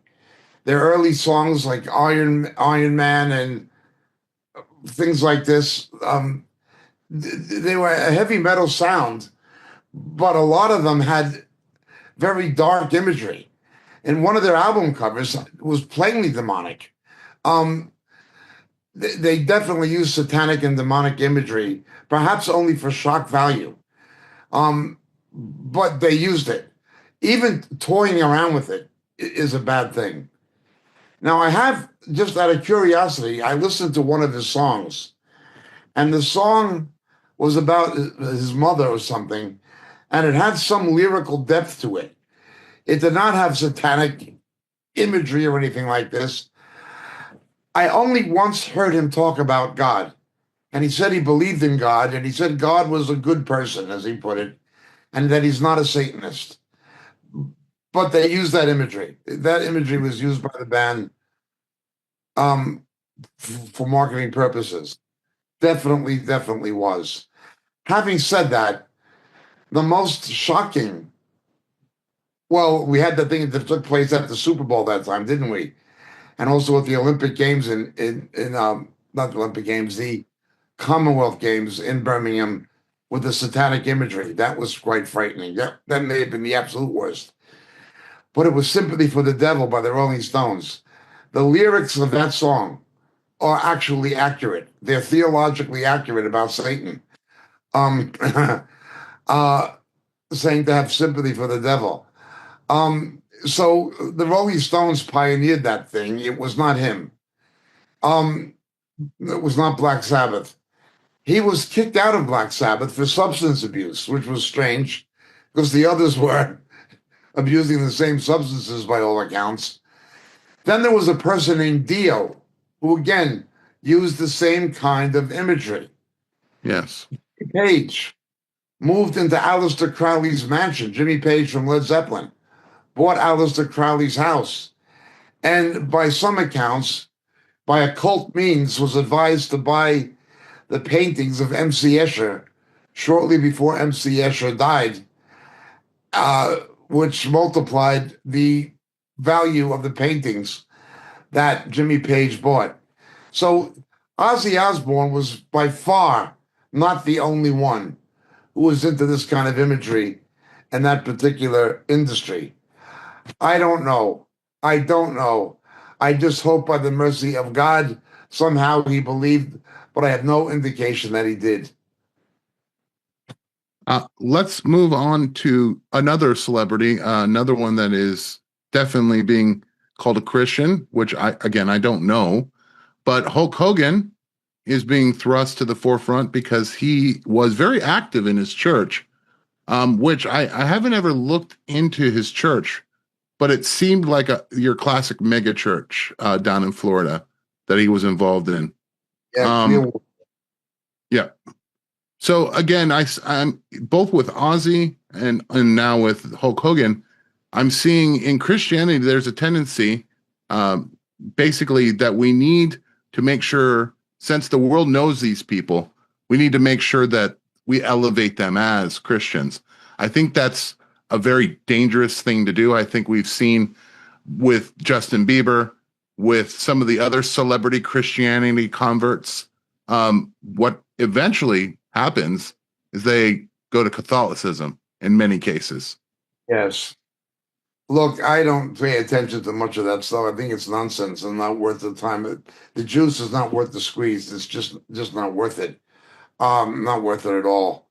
But I do have more hope for Hulk Hogan. He may have become a believer. It's interesting. He also was a supporter, endorser of Donald Trump. He was. So a lot of liberals are going to be glad he's gone. But I, I don't judge him. But I of course hope he did become a believer. But there's at least some basis to hope that he is with the Lord. What is also impressive, I find, is that he was a professional athlete who died at the age of 71. That is a rather young age to give up the ghost at this present time in history with the medical science being in the state it's in. He died kind of young for a professional athlete.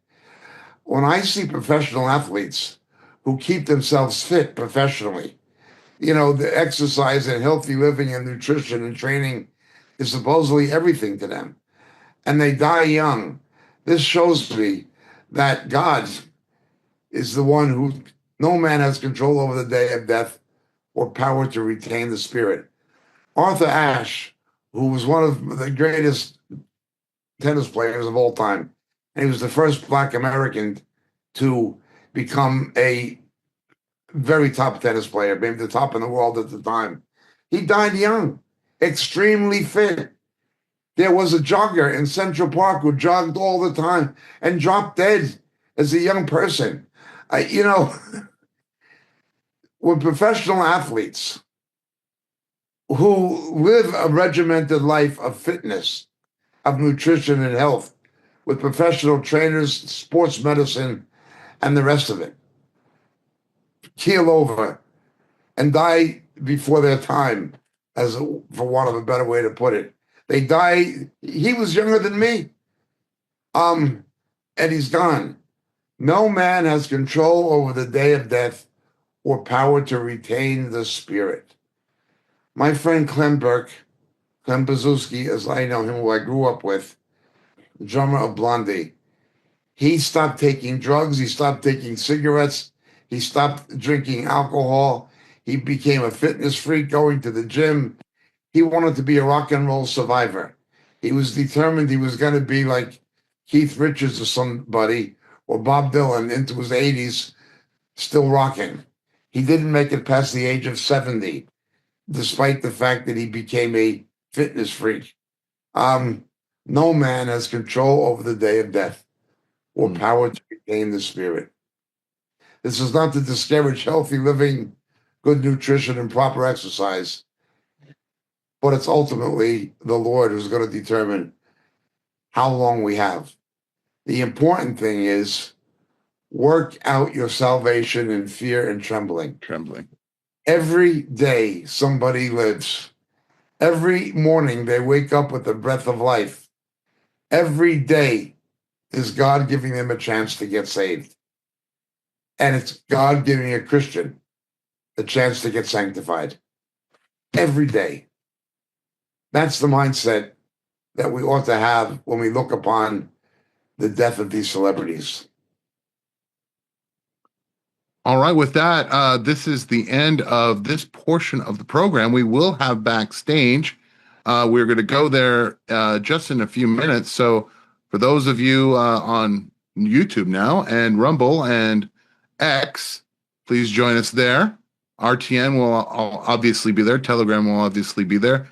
Facebook, if you're watching there, please move to the other channel. We will see you in a few minutes. Can I just, James, before we go, make two very brief prayer requests? Please do, Jacob. There is a nurse in Great Britain, a young black woman, lost her job because of her position on only accepting male and female. She's a believer and she's being persecuted and fired. She needs prayer. Pray for her and for her legal appeal. It's a terrible situation, what's happening to this young woman. Again, she's a black British woman, but a dedicated Christian. There is in East Baton Rouge, Louisiana, a pastor who has a secular job in a library, but he pastors a church. He refused to call a female employee a male. He said his faith does not allow him to cross-identify people outside of their natural-born gender. They made a DEI complaint about him, and he's been fired, and he's suing. Please pray for God's justice in both of these cases, in Louisiana and in England. Also, Senator Ted Cruz is proposing a legislation that would designate the Muslim Brotherhood as a terrorist organization. Congress needs to act on this. So does the administration, but Congress does. Please pray for the believers in Congress, including Senator Cruz, and please pray that this legislation goes forward. The Muslim Brotherhood is dangerous, and it should have no place in American business, culture, politics, or academia, and it does. Thank you, Jacob. And we will be definitely praying for those people, the pastor and the young nurse. Now, if without further ado, we will be going to backstage. God bless.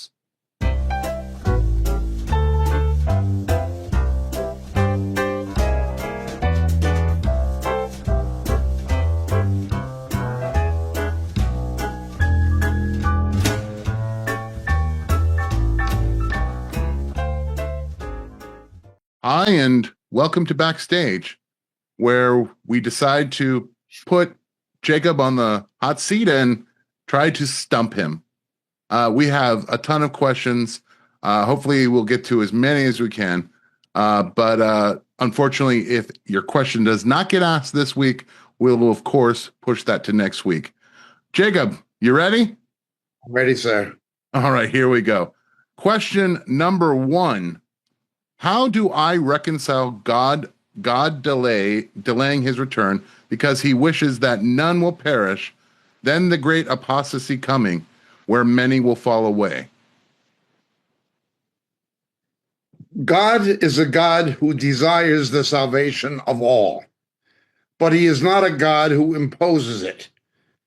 The Calvinistic doctrine of predestination, that he makes some to go to heaven and they have no choice, and others to go to hell and they have no choice, is not scriptural. It is something founded in Islamic thought, philosophically, in Ja'ala, but that kind of determinism is not biblical.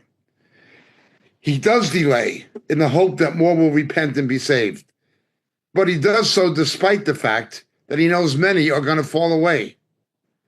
God will go to great lengths to save the few who will repent and believe. God told the prophets like Jeremiah and Ezekiel, the people are not going to listen to you. Tell them anyway. One of the reasons he did that was not just to bring an indictment, cementing his judgment, but for the sake of the few who would listen and repent. Tell many for the sake of the few. Many are called, few are chosen. Cast the nets, throw the bad fish back. It's always been like that.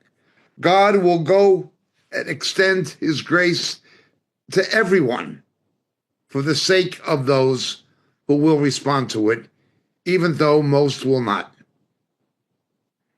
Also, there is another issue. The apostasy is not people rejecting the gospel, okay? He tarries that more people will be saved. The apostasy is people who profess to have accepted the gospel falling away. So you're conflating two different things. He tarries that more will be saved. But the apostasy is not about more being saved. It's about those who profess to have been saved falling away and departing from the truth. Okay? Great answer, Jacob. Next question we have. Out of curiosity, does Jacob have some teachers that he would recommend to a student who would desire to understand or learn the hermeneutics of the Apostolic Church? Yes, but they're largely academics. They're largely academics. My first advice to somebody wanting to learn the hermeneutics of the early church is to try to get a grip on Greek and Hebrew. Try to get a grip on Greek and Hebrew. The Septuagint, the Hebrew scriptures, and the New Testament. Try to get a grip on becoming literate and a basic understanding of grammar and syntax and vocabulary in the original languages. You cannot use lexical commentaries unless you have a basic knowledge of those languages. So it's like, how can I become an engineer? Well, make sure you're good at math, first of all. You know what I'm saying? Get the tools of it. And one of the tools is to get some kind of a functional competency in the original languages. Secondly, if you're going to go down the academic route, begin reading people like R.N. Longenecker, Richard Longenecker, or David Daube, D-A-U-B-E. Read those people, but realize they're writing in an academic format. Their books are published in a scholarly style with footnotes and endnotes and technical language. There is no book going to tell you how to. It's only going to be a book that tells you this is how the early Christians did it and how that stands in contrast to later methods of exegesis, which largely come from 16th century humanism, at least among conservatives and Protestants and evangelicals and so forth. Now, there have been some good Bible teachers and expositors who did, to varying degrees, understand the way the early Christians handled the texts. One person who was over 100 years ahead of his time was A.W. Pink. Now, he was a moderate Calvinist. There were other things about him, but towards the end of his life, the more he went on, the better he got. A.W. Pink understood as well as anybody how the early Christians read the scriptures. Arthur Pink, read him. You can get his books. You can even get them online. The early brethren with their emphasis on temple typology, that shows you how the early Christians thought about certain things. Additionally, there's the Messianic scholars, those who understood how Christianity came from the Jewish thought of the Second Temple period. There are later ones like Arnold Fruchtenbaum, but the first ones are people like David Barron, Franz Delitzsch. These are believing Jews of the 19th century And Alfred Edersheim is another. Alfred Edersheim, Franz Delitzsch, David Barron. Read those early Messianic Jewish scholars. Okay? Now that is a nutshell. But when you do read them, you're going to go to their glossaries in their books, and you're going to find other sources they quote. But that's where I would say you should begin. But if you don't have something of a handle on the original languages, you're not going to be able to get very far. Thank you, Jacob. What does the phrase "a mighty hunter before God" mean in relation to Nimrod? Is he part Nephilim? Did Nimrod actually become a Nephilim when it says he was a mighty hunter before the Lord? No, Nimrod was related to Semiramis, obviously. Nimrod is the founder of false religion. He is somebody who began to bring demonic idolatry into human worship. He may have been, remember, at that point, people were still food gatherers to a large degree. Okay, they were not, I'm not saying there was no agriculture or things like that, and there were fishing, but people were food gatherers and they were hunters. The better hunter you were, the higher your social status. You know what I'm saying?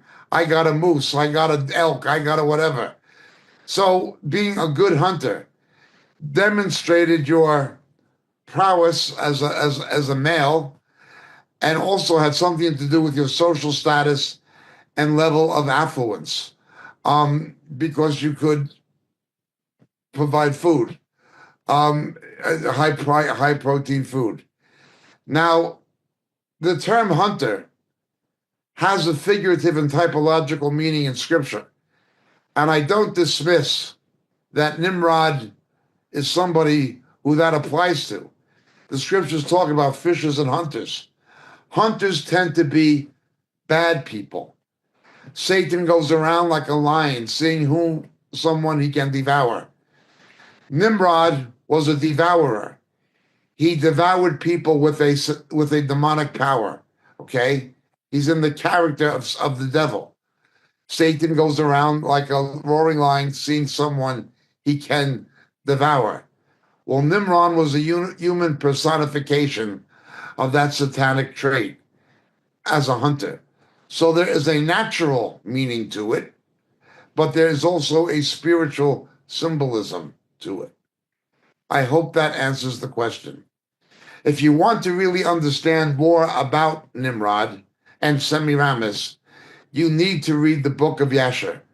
Not as doctrine, it's not canon of Scripture, but it is history and it's worth reading. All right. Thank you, Jacob. If the rapture and the resurrection take place between the 6th and 7th seals, and Jesus removes the faithful church at this time, what scriptures support that he returns an additional time to fight the Antichrist? Wouldn't this be a third coming, or does Jesus not personally come for the church, but we are merely taken up between the 6th and 7th seal? The bride meets him in the air. Okay. There are those who have described it as a third coming, but Scripture does not. What Scripture does is uses the term parousia, okay, his appearing, okay, his appearing. The dead in Christ rise first and are resurrected. Anesthesia, no death, okay? Then there is the snatching away, the harpazo, the rapture. These are concurrent, virtually concurrent. This is the parousia, okay? When he comes back to establish his kingdom, however, that is actually the coming. When his feet stand on the Mount of Olives, he comes back with the saints and establishes the kingdom. Let me explain this. The first coming, as it were, is only aerial. It is only aerial. we meet the Lord in the air. He does not literally return to earth. He returns for purposes of gathering his elect, of a rescue and a resurrection. It is aerial. We meet the Lord in the air. When he comes back after that, it is terrestrial. His feet will stand on the Mount of Olives. Where do we get this? We have to interpret the book of Revelation as fulfilling the Old Testament prophecies that speak about it. The book of Zechariah, chapters 12 through 14, speak about these events the most and the clearest. Even though there are other places, comprehensively, the book of Zechariah speaks about it the most and gives us the most background as to what the book of Revelation means. In Zechariah chapter 12, we see a picture of the aerial return of Christ. Okay? They'll look upon me who they have pierced. Zechariah 12:10. The rapture will be secret only insofar as we cannot know the day or the hour in which it takes place. Once it takes place, it'll not be a secret. People will say, hide us from him who's on the throne, all this kind of stuff. Let the rocks fall on us. Is the rapture secret? It is secret in that we don't know the day or the hour it happens. Yes, it's a secret rapture. Will the event itself be secret when it transpires? No, that is an invention of Darbyism. Keep reading Zechariah chapter 12, bearing in mind, as always, that there are no chapter divisions in the original canon. When you get to chapter 13, you see the terrestrial return. His feet stand on the Mount of Olives. After he comes aerially, he comes terrestrially. 2/3 of the Jews are wiped out. After the rapture and resurrection, God turns his focus back to the salvation of Israel, primarily, under the darkest circumstances imaginable. So in Zechariah, you see the aerial return in chapter 12, and you see the terrestrial return in chapter 13, and then the millennium, chapter 14, okay? The book of Revelation shows the fulfillment of the prophecies of Zechariah. I hope that explains it. Our next question, it asks about Revelation 5, verses 9 through 10, and I'll read it for you. And they sang a new song saying, "You are worthy to take the scroll and to open the seal, because you were slain, and with your blood you purchased for God persons from every tribe and language and people and nations. You have made them to be a kingdom of priests to serve our God, and they will reign on the earth." Now, the question for that is, these are the Old Testament saints and those who have gone before us post-resurrection? I'm not understanding the question as phrased. Who do you mean by? Are they referring to the 24 elders of chapter 4? No, they're the ones who are singing. The one who are singing in Revelations 5, 9, and 10. I believe the question is: are these the Old Testament saints and those who have gone before us post-resurrection?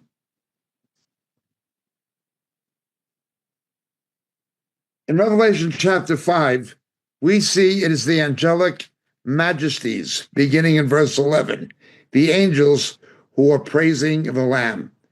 He's asking about chapter 5. I saw in his right hand. Yeah, okay. A strong angel proclaiming it, and no one in heaven was found to open it.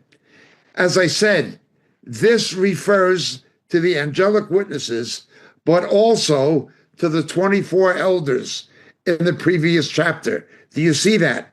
And one of the elders said to me, "Stop weeping. Behold the Lion from the tribe of Judah." Those 24 elders are the ones, together with the angelic majesties.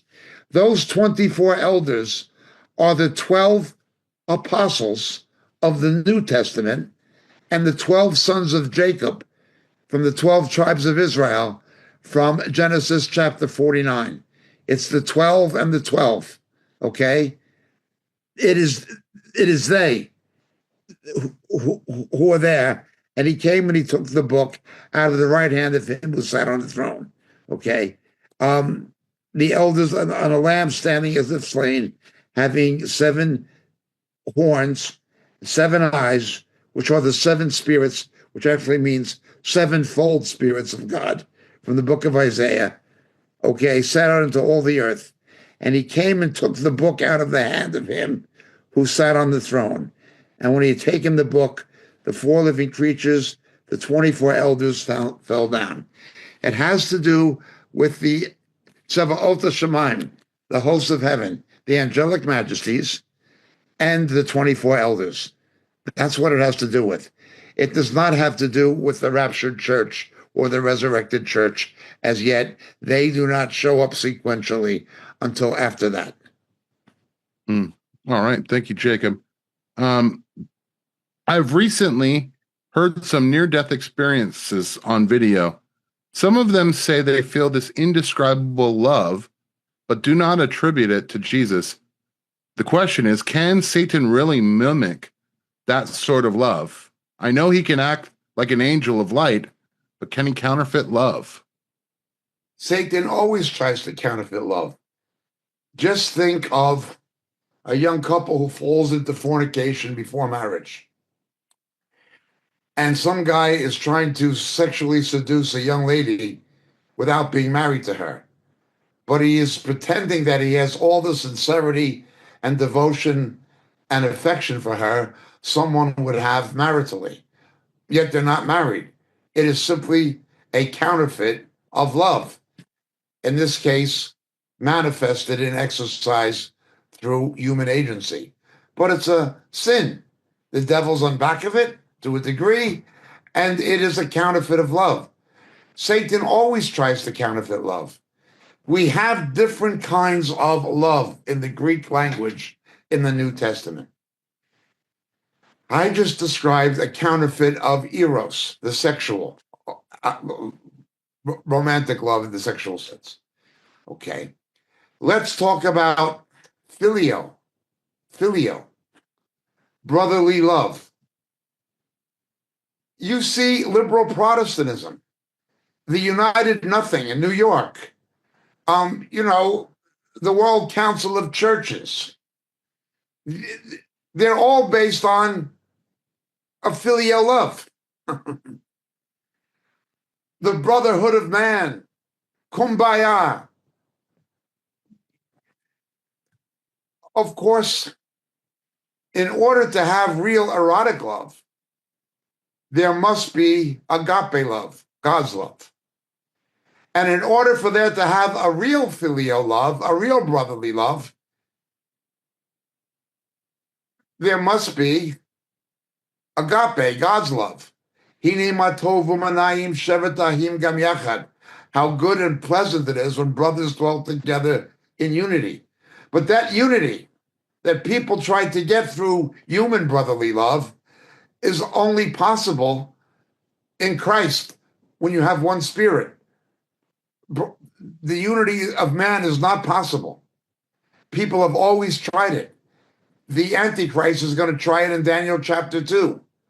They tried it at the Tower of Babel. This unity of man to deify himself. Yes, it's counterfeited by the devil. If you can believe it, there is even one case in Scripture where somebody, agape, unconditionally loved evil. Satan even attempts to have his corrupted version, if you want to call it a counterfeit, of agape. It's possible to unconditionally love evil by demonic power, by satanic power. Okay? So the answer is yes. Satan always tries to counterfeit and mimic. But in the end, it's the real thing that's going to endure, not the counterfeit. Thank you, Jacob. Moving on to our next question, real quickly. Let's see. Can you please help and give some understanding to Daniel 11 with the kings of the south and north, and understanding on specifically verse 34? Let me bring that up. Daniel 11, verse 34. Okay, this is a big subject. I couldn't go into it now in any depth or length. It would take too long. I would point you to my book on the Antichrist called Shadows of the Beast. We go into it in greater depth in that book. However, I will answer the question. In Daniel chapter 11, up until verse 36, yes? Up until verse 36, you have a historical fulfillment of it in Antiochus Epiphanes, Antiochus IV, from the Seleucid dynasties. This is the background of Hanukkah, the Jewish feast of dedication that Jesus celebrated in John 10, where Antiochus set up the image of himself in the temple as being Zeus, the corruption of the Greek word for Theos, God, and then slaughtered the pig in the temple, the abomination of desolation. That happened up until verse 36. From Daniel 11, verse 36 onward, has not happened. The Antichrist will come in the character of Antiochus into a rebuilt temple of some description in Jerusalem. And he will recapitulate in some way what Antiochus did, but then go beyond verse 36 and fulfill the rest of it. Now, I'm trying to understand the specific details of what you're asking. James, can you read the question again? Yes, so they specifically want to know about verse 34. When they fall, they will receive a little help. Let me explain that. It begins in verse 33. Those who have understanding will give understanding to the many. When they fall, they will receive a little help, it says in Daniel 11. This happened with the Maccabees. They understood the betrayal by the Jews who collaborated with the Seleucids, led by Menelaus, who they assassinated, the Maccabees, as partisans, as Jewish freedom fighters, at Modain, the village of Modain, not far from Jerusalem, but not in the Judean hills, down in an area known as the Shvilah, to the west of Jerusalem. That's where the Maccabees, a family of priests, came from. There was the father and the 5 sons. 2 or 3 of the sons were betrayed from within. There were people who joined themselves to them, who pretended to be on their side, but who had their own agenda. And the Maccabees were killed by traitors from within their own ranks. Okay? In the end, God gave them the victory, and the temple was rededicated. The story of Hanukkah took place, again celebrated by Jesus in John chapter 10, verse 22. The Hebrew feast of light and miracles, and so on. At the close of the age, that'll happen again. Deception will run amok. There are going to be people among both the Jews and within the church who are going to collaborate with Antichrist, the way Menelaus and others among the Jews collaborated with Antiochus and the Seleucids. The church is going to be betrayed from within and from without. False brothers will betray faithful brothers. Many will fall away and betray one another. There'll be tremendous deception and tremendous darkness. But there will be those who understand. Those who understand what's happening from the scripture by the illumination of the Holy Spirit will warn the others, will tell the others. But they will become targets, not just by the Seleucids, but by false brothers who will betray them. You have to read the story of the Maccabees in the book of Maccabees, 1st and 2nd Maccabees. It is again not canon, not a basis of doctrine, but it is history. Valid and important history in understanding scripture because Jesus himself celebrated it and made reference to the abomination, what Antiochus did, saying it was going to happen again. So, to understand the story of Hanukkah is absolutely imperative to understand the future meaning of Daniel 11, 33 to 35. On the Moriel website, there's a catalog, and you will find a 3-part series. I think it was 3-part when it was first recorded. There were still things like CDs and whatever. Part 1, Part 2, Part 3. That series is called Christmas, Hanukkah, and the Return of Christ, or the Nativity, Hanukkah, the Return of Christ, one or the other. You can get it for free download. I suggest you listen to it. There, I address your questions at greater length, but I'd also point you to the book, Shadows of the Beast.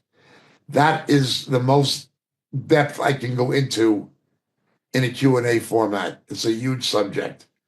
James, next question. Thank you. Thank you so much, Jacob. I think this is going to be the last question for today.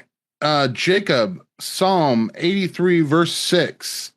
What are the nations today? And I will read you the Psalm.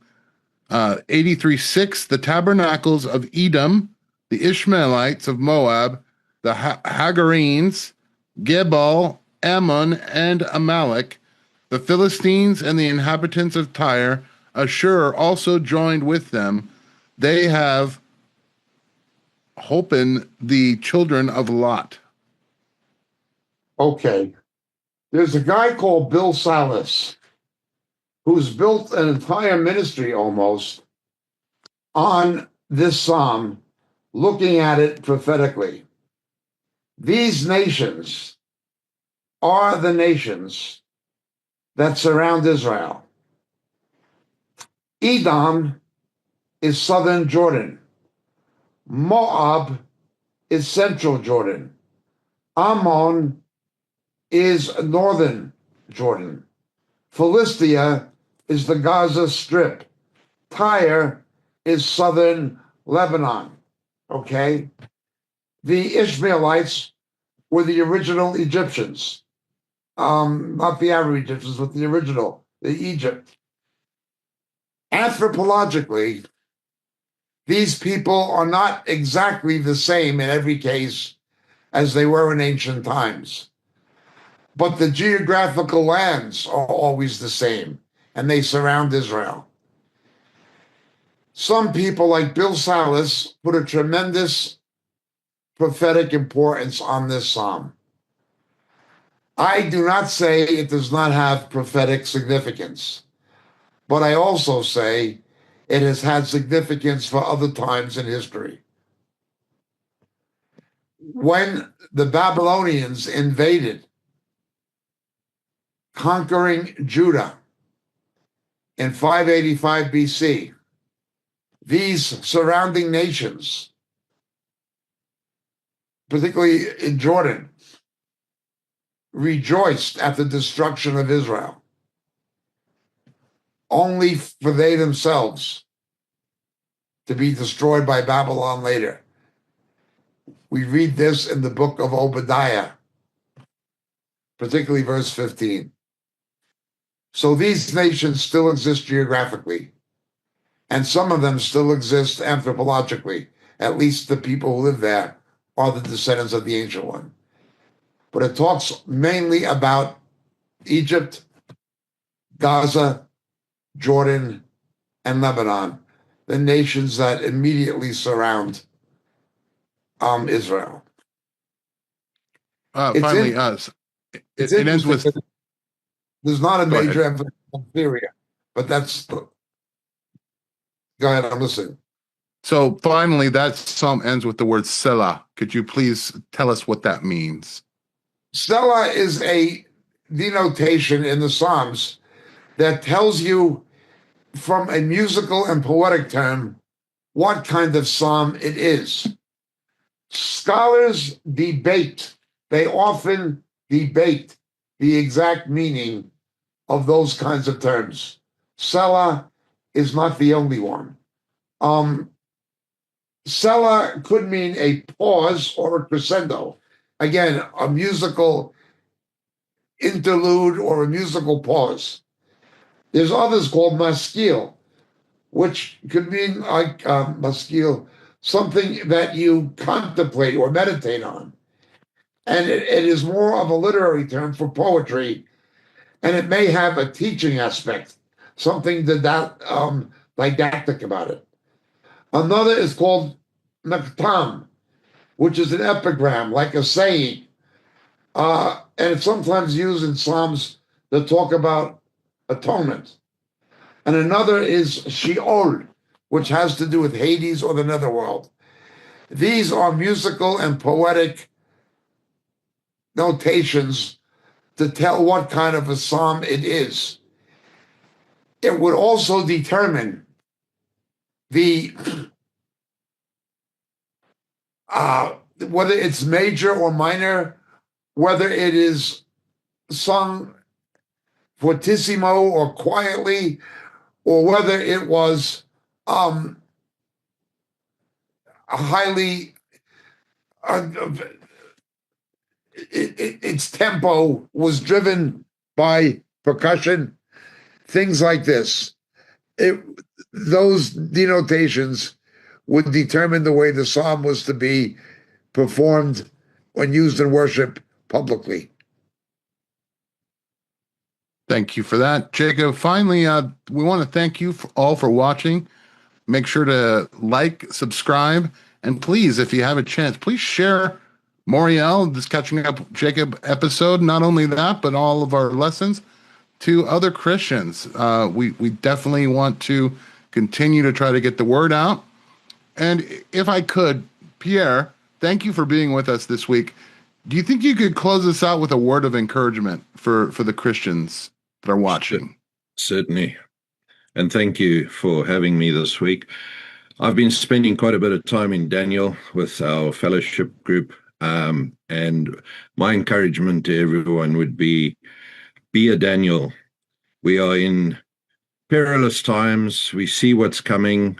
We know that it's going to get worse. So at the moment, it's dark, but it's going to get darker. And I think, we've got to look at Daniel and do what Daniel did. We put God first and above everything else. And that is our focus. And when, it gets difficult and persecution comes, do not be afraid. Matthew 10, verse 28, do not be afraid of those who kill the body, but cannot kill the soul. Rather be afraid of the one who can destroy both soul and body in hell.